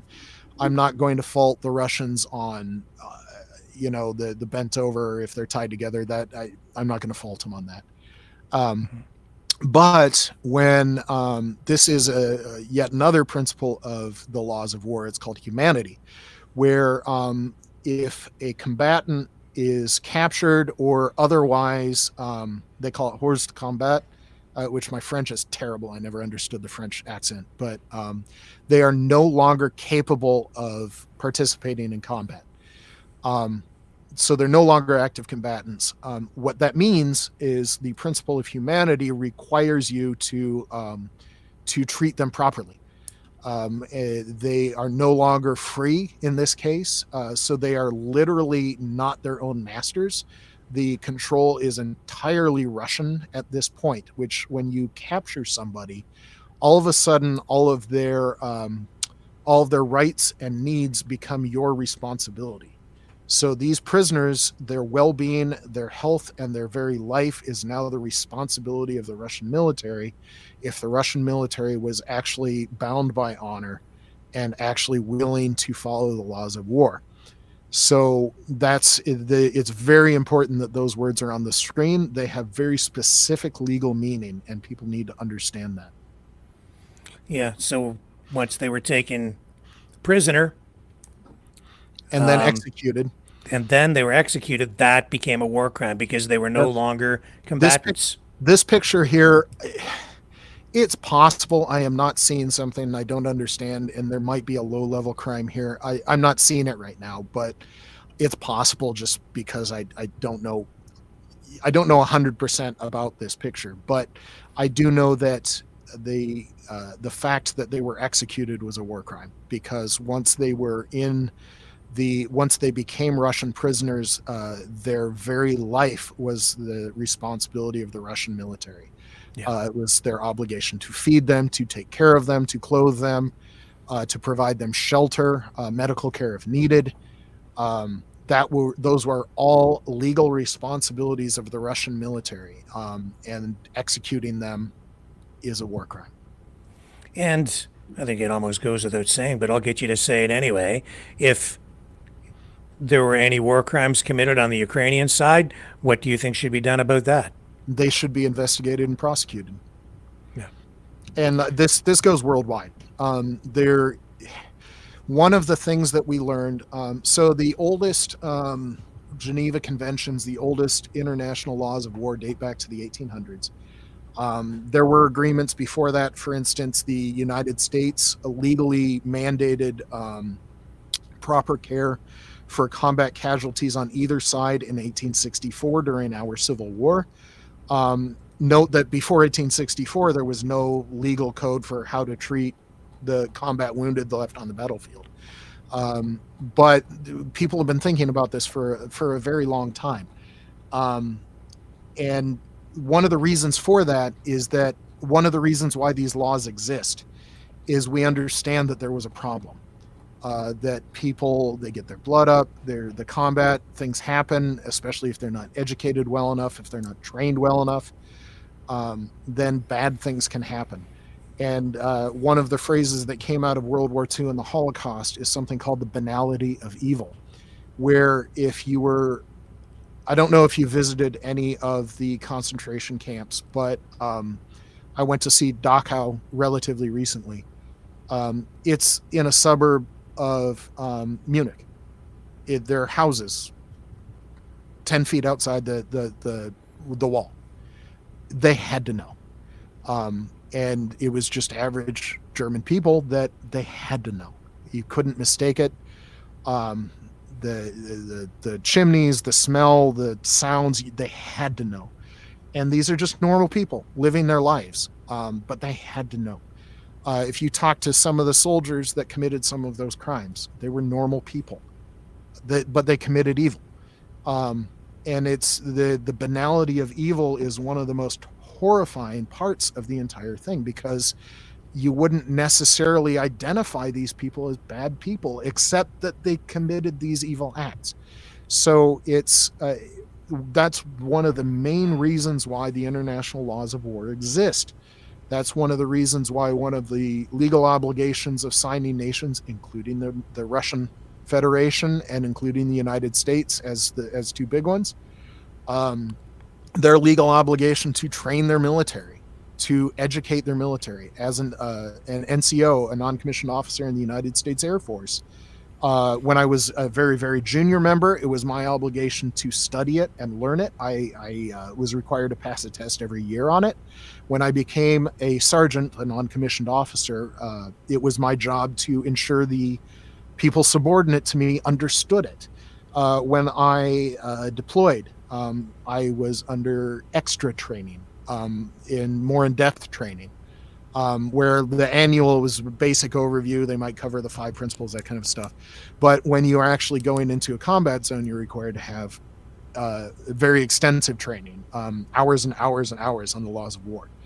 And this makes sense. And this is how it goes, because one of the unfortunate things is that you can say people are people, but that means all sorts of things. That any nation is potentially, it is potentially possible for them to commit a war crime. So when something happens, this is one of the reasons honor exists, is that the signing nation is obligated, required by law to investigate, and then if there was a war crime, to prosecute. I will say that not all investigations will pull up war crimes, because context matters. Like I said, those people that you might think they were in civilian clothing, they were actually legal combatants. And so if any of them had died in combat, that would have been a legal shooting. So context does matter, but that's why we have investigations. And that's why the mountain of detailed, excruciating evidence and a lot of just horrifying pictures. You showed body bags. You did not show the bodies. One of the victims in Izium was identified because he had a very distinctive bracelet that in some of his social media photographs he was wearing while he was with his family. And his corpse was identified because it was still wearing the bracelet. It was still around his almost naked wrist bones. Most of the flesh was gone at that point, but yeah, that's how they identified him initially, is like, it's got to be this guy, and then it was confirmed. So you showed very sterile pictures, but they're just brutally horrifying pictures out there. Yeah, and I could show you the more graphic stuff. I try not to go too far with graphic images on the program, but if anyone, so there, I don't know what broadcast rules are in Canada, but you know that you can actually get in trouble in the States for doing that, for broadcasting that kind of horrifying content. However, I don't know what sort of dispensations there are for documentaries, but if anyone is interested, there are various open source intelligence. Like I said, there are people that are documenting this in minute detail, and they're out there. There's UkraineFactCheck.org is one of them. Bellingcat has some other open source things, various nations and the International Committee of the Red Cross have some of these documented that are available publicly. There's all sorts of places where you can find this information. So even if you don't broadcast it, I can tell you that it's out there. Yeah, and I'll put a link to this documentary in the chat. So that, Bellingcat is actually not very popular in Russia. I believe that's one of the websites that you cannot get to in Russia. There was one, and I don't remember the guy's name. There was one journalist, a Russian journalist in Russia, who tried to report on the Bucha massacre accurately. He tried to put out the brutal facts and the obvious responsibility of the Russian military unit. And yeah, he's not around anymore. So that's what honest journalism gets you in Russia, and that's commentary on Tucker Carlson.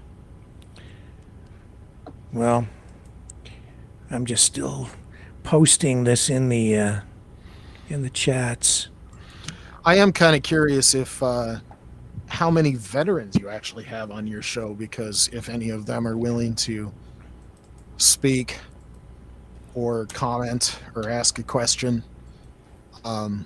What is the recent, I know I worked with Canadians in Iraq and Afghanistan, so I interacted with many of them. Although I have to say the Aussies were my favorite, sorry Canada. But, you know, Canadians would have the Cuban cigars, so there was that. What is the state of, do people look on military service honorably in Canada? How does that go? Well, generally speaking, yes, although these days the politics is so skewed and distorted, veterans are pretty disillusioned because they feel very unappreciated, which I totally understand. And we're actually going to have a veteran on our program. Was going to be tomorrow, but we have to reschedule. So I'm hoping Friday or Saturday, a Canadian vet. Okay. Yeah. So, yeah. Let me just check the chat over here. I know one of the other things that Russian propaganda is putting out is, you mentioned this a little bit, it's got a thing called, a technical term called livor mortis as opposed to rigor mortis. Livor mortis is the pooling of blood and the discoloration of the skin, and it's sometimes, depending on how the wounds happened, it might or might not be on the street. Russia was trying to confuse those, but if you look at the pictures, it's obvious that they're wearing a whole lot of clothing. Sometimes only their face is visible, and they might be face down. But if they're face up and the blood is pooling, you know, because gravity, you can't argue with gravity. If they're face up, the blood will not be pooling in their face. It'll be pooling in their back, where the clothing is covering it. Well, this speaks to why. And there were many bodies that had blood stains on the street, visibly, even from satellite pictures. Again, we're talking about hundreds of civilians slaughtered. And these are just Ukrainians living their lives in a suburb, and then in roll the tanks, and this happens to them.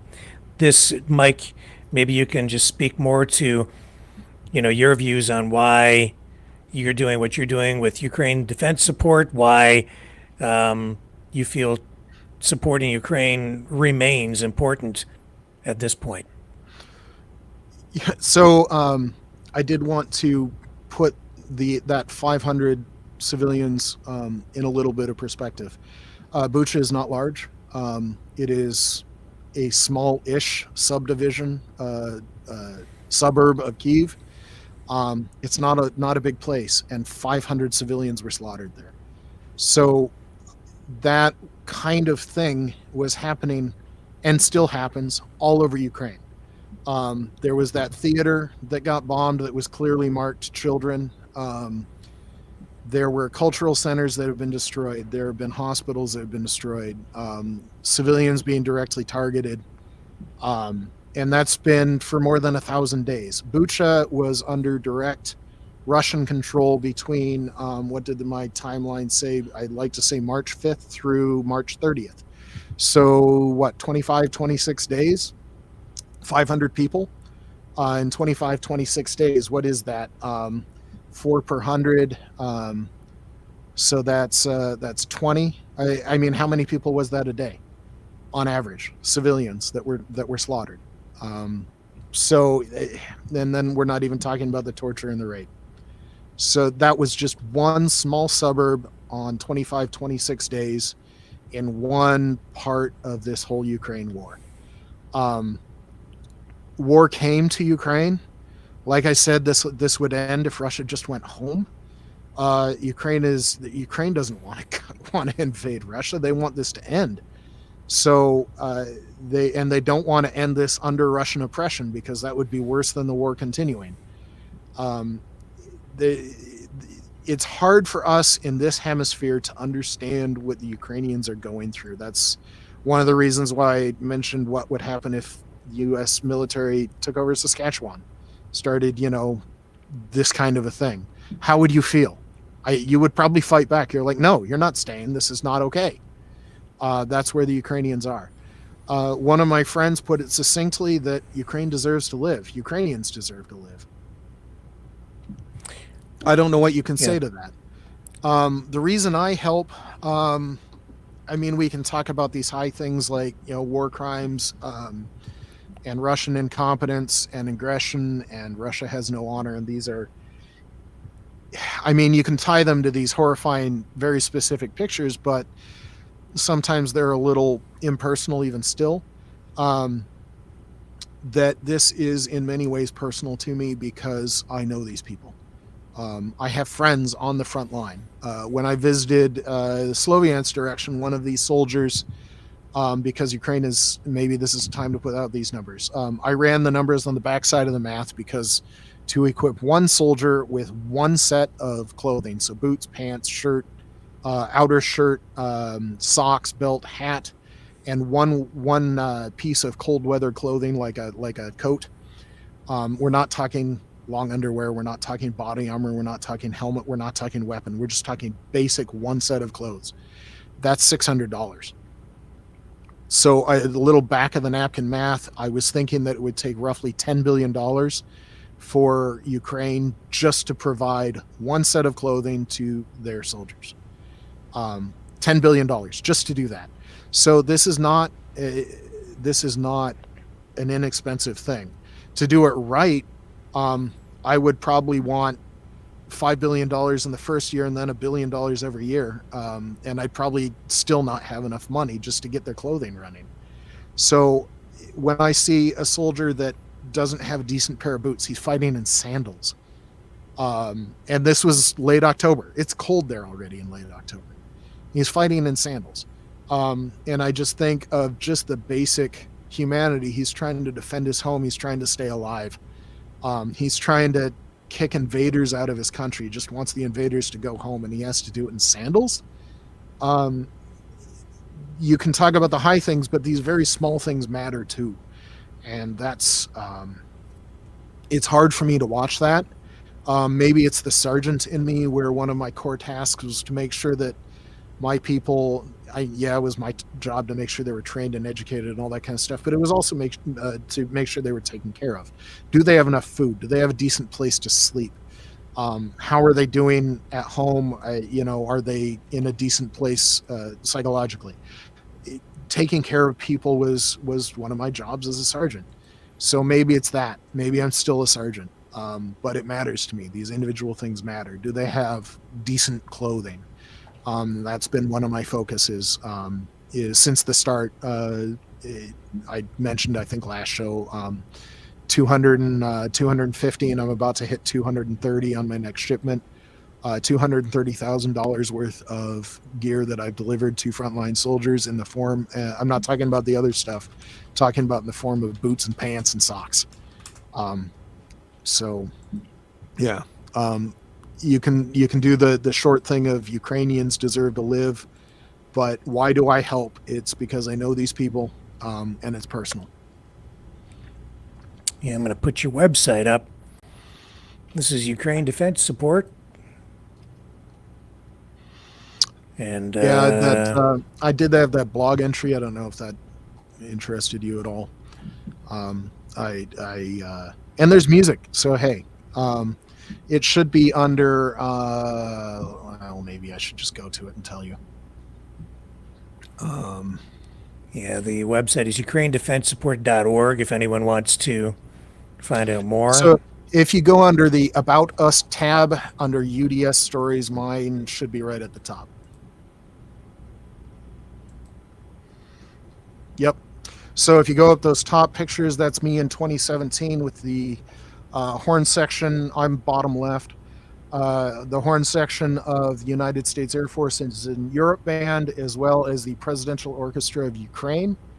They're kind of like, well, you guys, I don't know if you guys know the United States U.S. Marine Corps President's Own Band. They're very similar to the President's Own Band. So that's the horn section. There's a front, all of those people are now combat veterans, but the guy on top left is the frontline soldier I visited in the Sloviansk direction. The guy in the middle is a guy named Maxime. He is also a horn player. He's not in that picture. I did a separate performance with his ensemble. But he was a reservist tank commander out of the 1st Tanks of Chernihiv. The reason why the Chernihiv 1st Tanks out of Chernihiv are legendary is they took on a force, Russian force 10 times their size, and won. And that was him standing beside his tank. But one of the interesting parts of this picture is that uniform that he's wearing is the pattern is the Airman Battle Uniform from the United States Air Force. That is literally my uniform. It still had my name on it. I didn't intend to send it to Maxime. It just happened to fit him.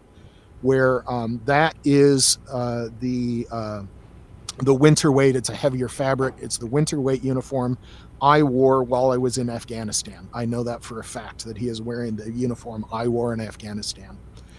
He was part of that breakthrough unit. He helped liberate Izium, and he discovered one of the 4 mass graves in Izium. 2 to 3 weeks after liberating Izium, he died with his tank. Russians hit his tank. So he is one of my close friends that has died through Russian action. On the far right is that guy that's same in the top left of the first picture. That's Gregory with his infant son. He was ad hoc infantry. He helped win the Battle of Kyiv. But he was recently recalled to active duty service. Prior to that, he was the principal French horn artist, soloist with the Kiev Operetta. Now he is a frontline soldier. And that's him with his infant son in June. He has fought in the Avdiivka direction and now in the Donetsk direction. So there's various links inside of there. There's a couple of one of the weird things about this is this whole thing. That's the next article. That's not mine. One of the weird things about this is the Presidential Orchestra of Ukraine, like any long-standing musical like the Chicago Symphony or the Montreal Symphony is one of my favorite orchestras, to be quite honest. If you ever get to the Montreal Symphony, one of my favorite horn sections on the planet plays from that orchestra. So any orchestra like that that's been around for a while, like the Montreal Symphony, like the Houston or Chicago or New York Phil, they're going to have things in their archive, in their library, like that Richard Strauss or had come and conducted the orchestra. Johannes Brahms originals in his handwriting. Those are the kinds of things that are in archives of musical ensembles and unique things to their country. Things that were, so in the United States, maybe an original by John Williams, who, by the way, was in an Air Force band during the Korean War. Or Aaron Copland, anything like that, one of the American big ones.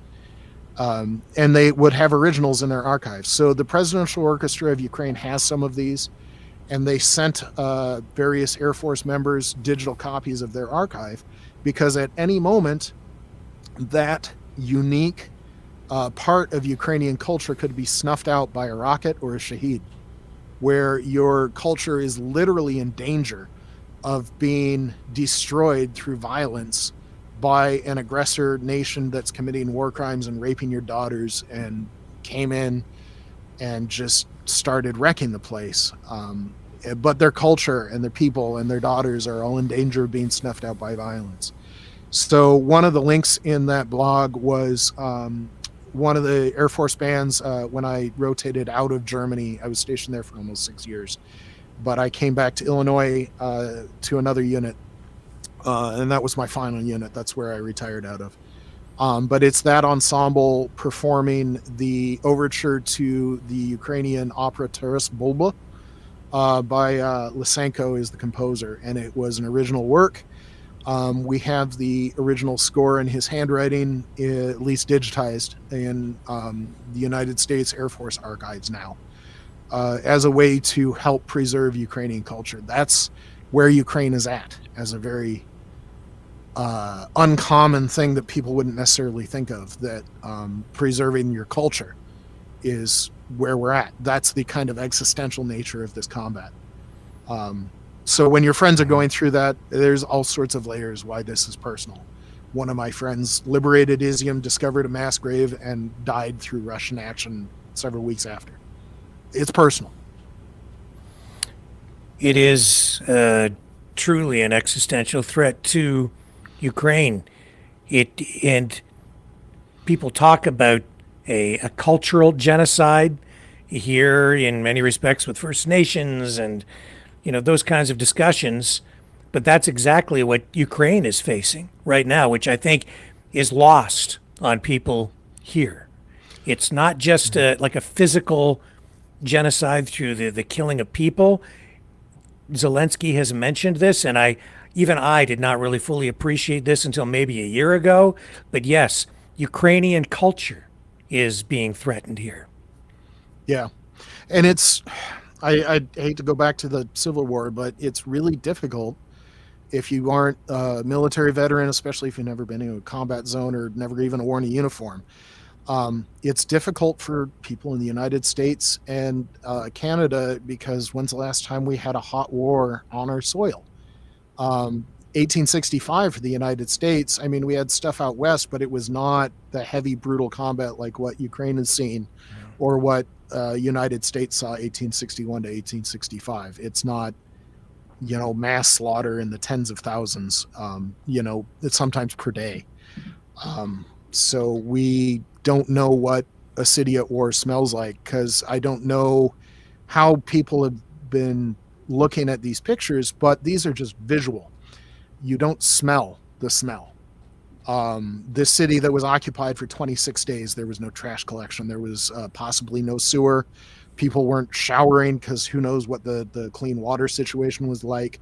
I don't know what their food was like, so maybe their digestive tract is not doing very well. The smell of a city at war is something, if you ever smell it, you will not forget. And so people were like, I don't want war here. Well, I agree with you. But when war happens and when war starts, you can't accept this kind of criminality. You can't accept this kind of brutality. It can't just stand. You can't just roll over. It has to end, but it's not going to end by you rolling over. And as much as people talk about corruption in Ukraine, or they give you, a variety of reasons, like, why we should just get out of this endless war. It doesn't have anything to do with us. The more I'm looking at what's going on here now, more than ever, it seems to me, the West needs to support what is going on with Ukraine. And here's my reason why. It is going to have a direct impact on us, even after this is over with. If you think the impact from this is going to there won't be an impact on our country, our countries. After this is over with, think again. If for instance, Donald Trump goes in there and just pulls support, what will happen is the propagandists on the Russian side will use that as ammunition to again say, you see, this will be the narrative afterward. The United States caused the war through NATO expansionism, and then profited from the war through the military-industrial complex, and turned their back on Ukraine, didn't provide enough support for them to to adequately defend themselves and then abandoned them, which just shows that the United States is not reliable and nobody should ever trust them. And that's going to be the narrative. And they'll point to other wars that the United States has lost, like Vietnam or Iraq, and they'll throw this one on the pile as well. And it will just cast the United States in particular in a negative light for eternity. They'll use it. If Ukraine falls because the United States just pulls support, as much as people think that that's a prelude to peace or a path to peace, by just pulling support and then, it's all over with, and then we'll get back to normalcy, think again. That will be used as ammunition against the United States, against Canada, against the West. And we'll never hear the end of it. In fact, it'll be weaponized against the West. It will be weaponized against freedom here. That's what they will do with it.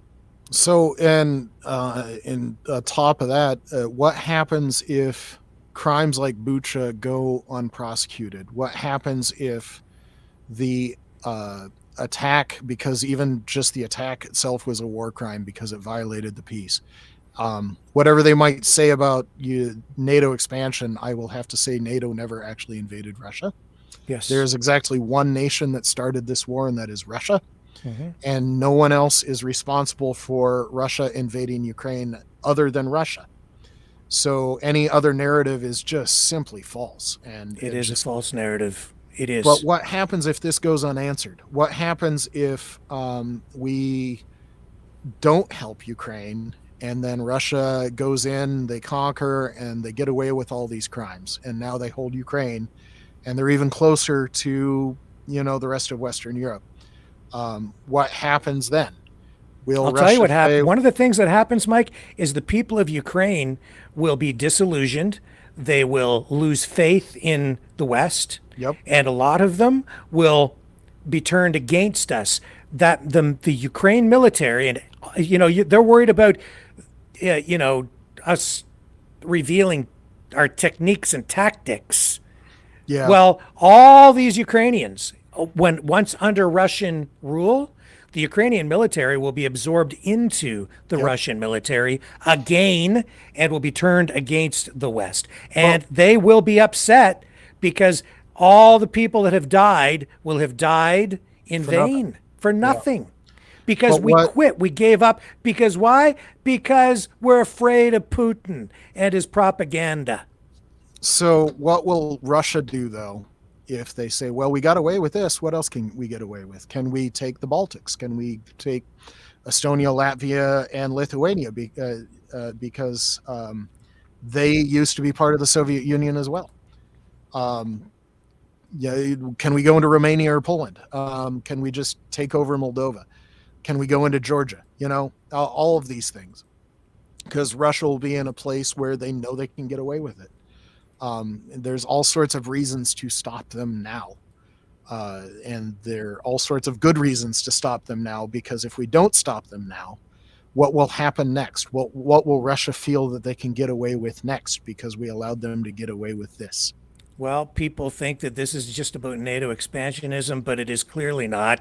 And that is because we are seeing a replay of Ukraine, I think almost step-by-step, play-by-play in Georgia right now, and this is what's going on to some of the people who have been standing in opposition to Russia in Georgia, where we've had massive protests. Because again, why?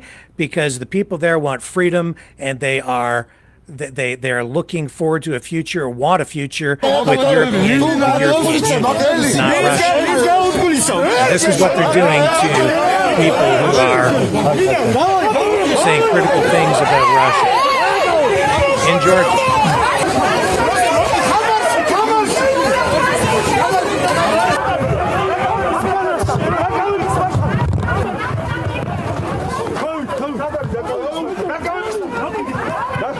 Protests there, I would again characterize very much similar in nature to what we've seen with the Freedom Convoy in Canada, the organic portion of it anyway.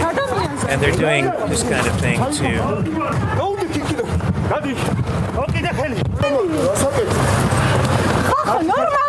So that's the way this is being described in social media posts. Massive protests there, and I've seen a video where it looks like there are 100,000 people on the street. The Georgians are not rolling over for that. Right. That's what happened in Ukraine in 2014.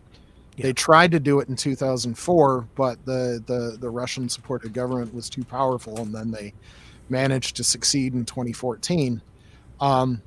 So one of your commenters said, I have to digress a little bit, that Sandy Anderson said war is useless. As a military veteran who has visited places like Normandy and the south of France and Luxembourg and Brussels and the Netherlands, Norway, I think there's a lot of people that would beg to differ that war didn't solve anything. Certainly the start of the war, when they were conquered and occupied and war crimes were committed against them. However, the Allies invading Normandy and liberating Western Europe, that was a war that solved a lot of things. So you might not like war, and you certainly should never marry one. You should certainly never start a war.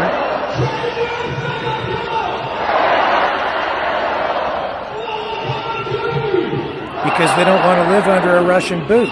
Yep.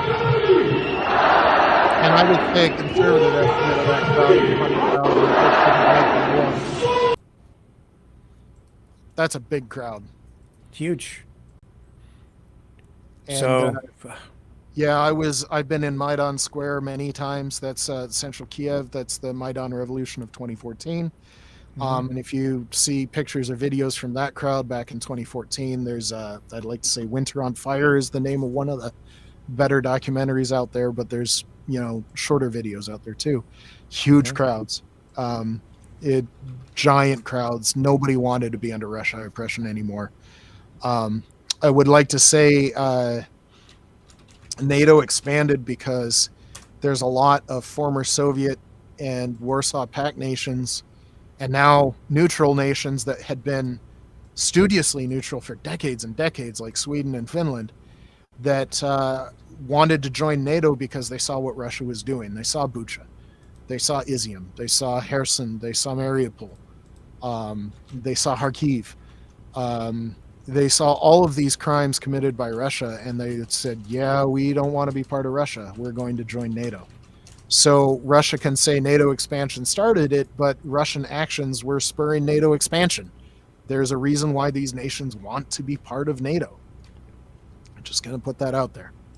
I know I said that on your show before, but it's an important point. Yeah, I'm going to put the link to Winter on Fire in the chat. And Sandy Anderson, I would like to say that as somebody that has been to many combat zones, war sucks.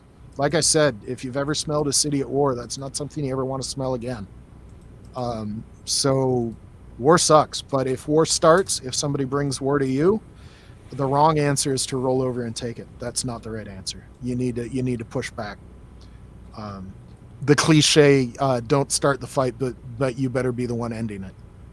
But in these terms, these existential terms, your life, your children's life, your culture, all depend on you being able to end it. Your willingness to push back. Yeah, again, I'm just putting this link in there. Okay. Yeah, I want peace too, Sandy. I'd love peace. Like I said, Russia could take their toys and go home and we'd have peace. It's true. I would be fine with that. I would even encourage Ukraine to not go into Russia and make a fuss. To let Russia go home. I would be fine with that. They can go home in peace. I will not molest them. Jefferson said it best. NATO caused this, he says. Yay for U.S. money. Elections matter except in Ukraine. Ukraine's had several elections. I don't know which one he's referring to. Well, they're talking about the suspension of elections because of, because it's we're in a time of war, which every country has some provision in their constitution to deal with issues of elections during wartime in order to ensure continuity of government and policy. Yeah, I think there's some room for debate on both sides of whether President Zelensky should have had an election or not. I've talked to several good people that made a compelling case that said he should. I am of the personal opinion that it's okay that he doesn't. But like I said, if they tried to hold an election, I would actually support that decision and understand why they would do it. Because that, if they decide to do that, that would be an important step, and I understand why they would not. Mm-hmm. But again, I think people are making some sort of assumption that that Ukraine could just, I don't know what, like to end the war. Like, what could Ukraine do on its own unilaterally to end the war? All they can do, in the absence of negotiating a peace settlement from a position of strength at the negotiating table, is to just give up and say, we quit. We surrender. You can ask the people of Poland what it was like when they were forced to surrender in September of 1939, or the people of France in, was it June 1940? All the Low Countries, Belgium, Netherlands, Luxembourg. You can ask the people of Denmark and Norway. There's all sorts of people you can ask about what it's like if an aggressor, war criminal nation manages to conquer and occupy you. They will tell you that it's not a good thing. They will tell you that continued resistance and eventual liberation is what you need. So I think people are having a hard time understanding that. They have some strange narrative stuck in their heads where they don't get it. They seem to think that NATO, like they think Donald Trump can just wave a magic wand and end it, or the United States can just end it, or that Zelensky can just end it. Yeah, if you surrender, which is what Putin wants. That's what the information war is all about. It's to demoralize, get everybody to give up, pull support for Ukraine, and have everybody surrender. And if people say that Zelensky or even President Trump could end this by surrendering it, you can ask yourself how history has treated things like Quisling, if you guys know who Quisling was. Or what do you think of that Vichy government run by Pétain in France that collaborated with the Nazis and participated in the Holocaust? That Marine Le Pen's current party formed out of the Pétain Vichy government. Just as a historical reminder of where that part of France's politics come from. These names do not do well in history. Quisling, Pétain, Vichy. Surrendering is not something that people look positively on. Well, Mike, I think we're kind of at the end of our time here for this evening. I'll throw it over to you for a wrap up and some final thoughts. I think this war is more existential than people understand. I think it's personal to me. I've seen it firsthand. I know the people. I think your listeners need to perhaps understand the Ukrainian cause a little better. If they're saying that Russia should be allowed to occupy Ukraine, that's not okay. And they need to understand why. Hopefully I've illuminated some of that between the depictions and descriptions of war crimes and why they're war crimes. The pushback on Scott Ritter, hopefully they understood some of that. The personal stories of somebody that just needed a pair of boots so they could defend their country and maybe protect their infant son. That from the micro to the macro, the small to the big, I hope you guys understand why this is important, why thinking that the surrender as let's just stop this war, well, okay, what happens next? Because that happens today, what happens tomorrow? If the Russians get away with this, what else do they think they're going to get away with? What are they going to try next in some other place and commit even more atrocities? So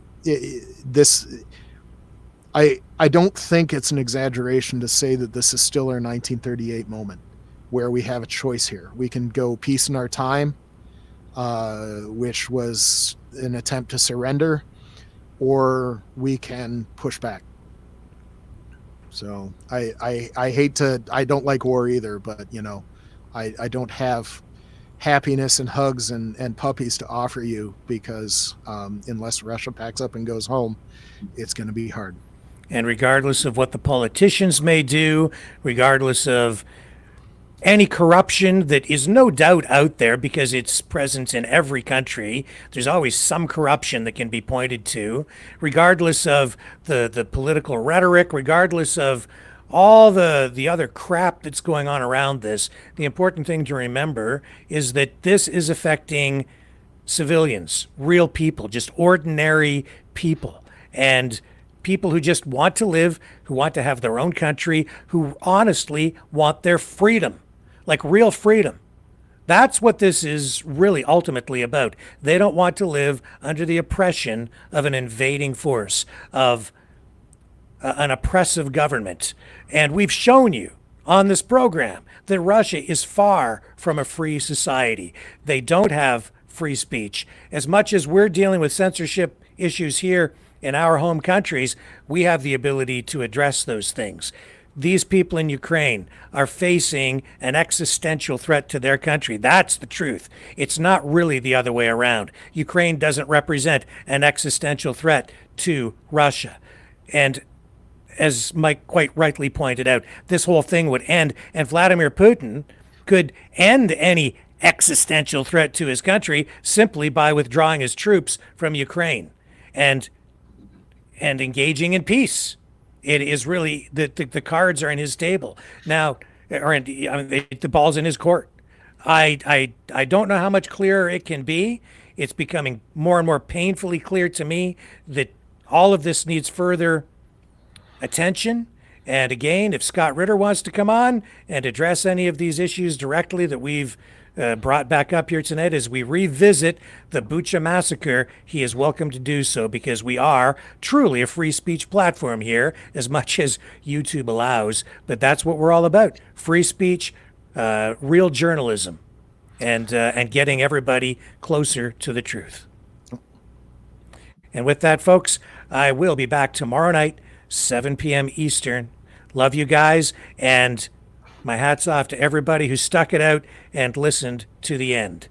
You guys are real Mavericks. See you tomorrow night on the flip side.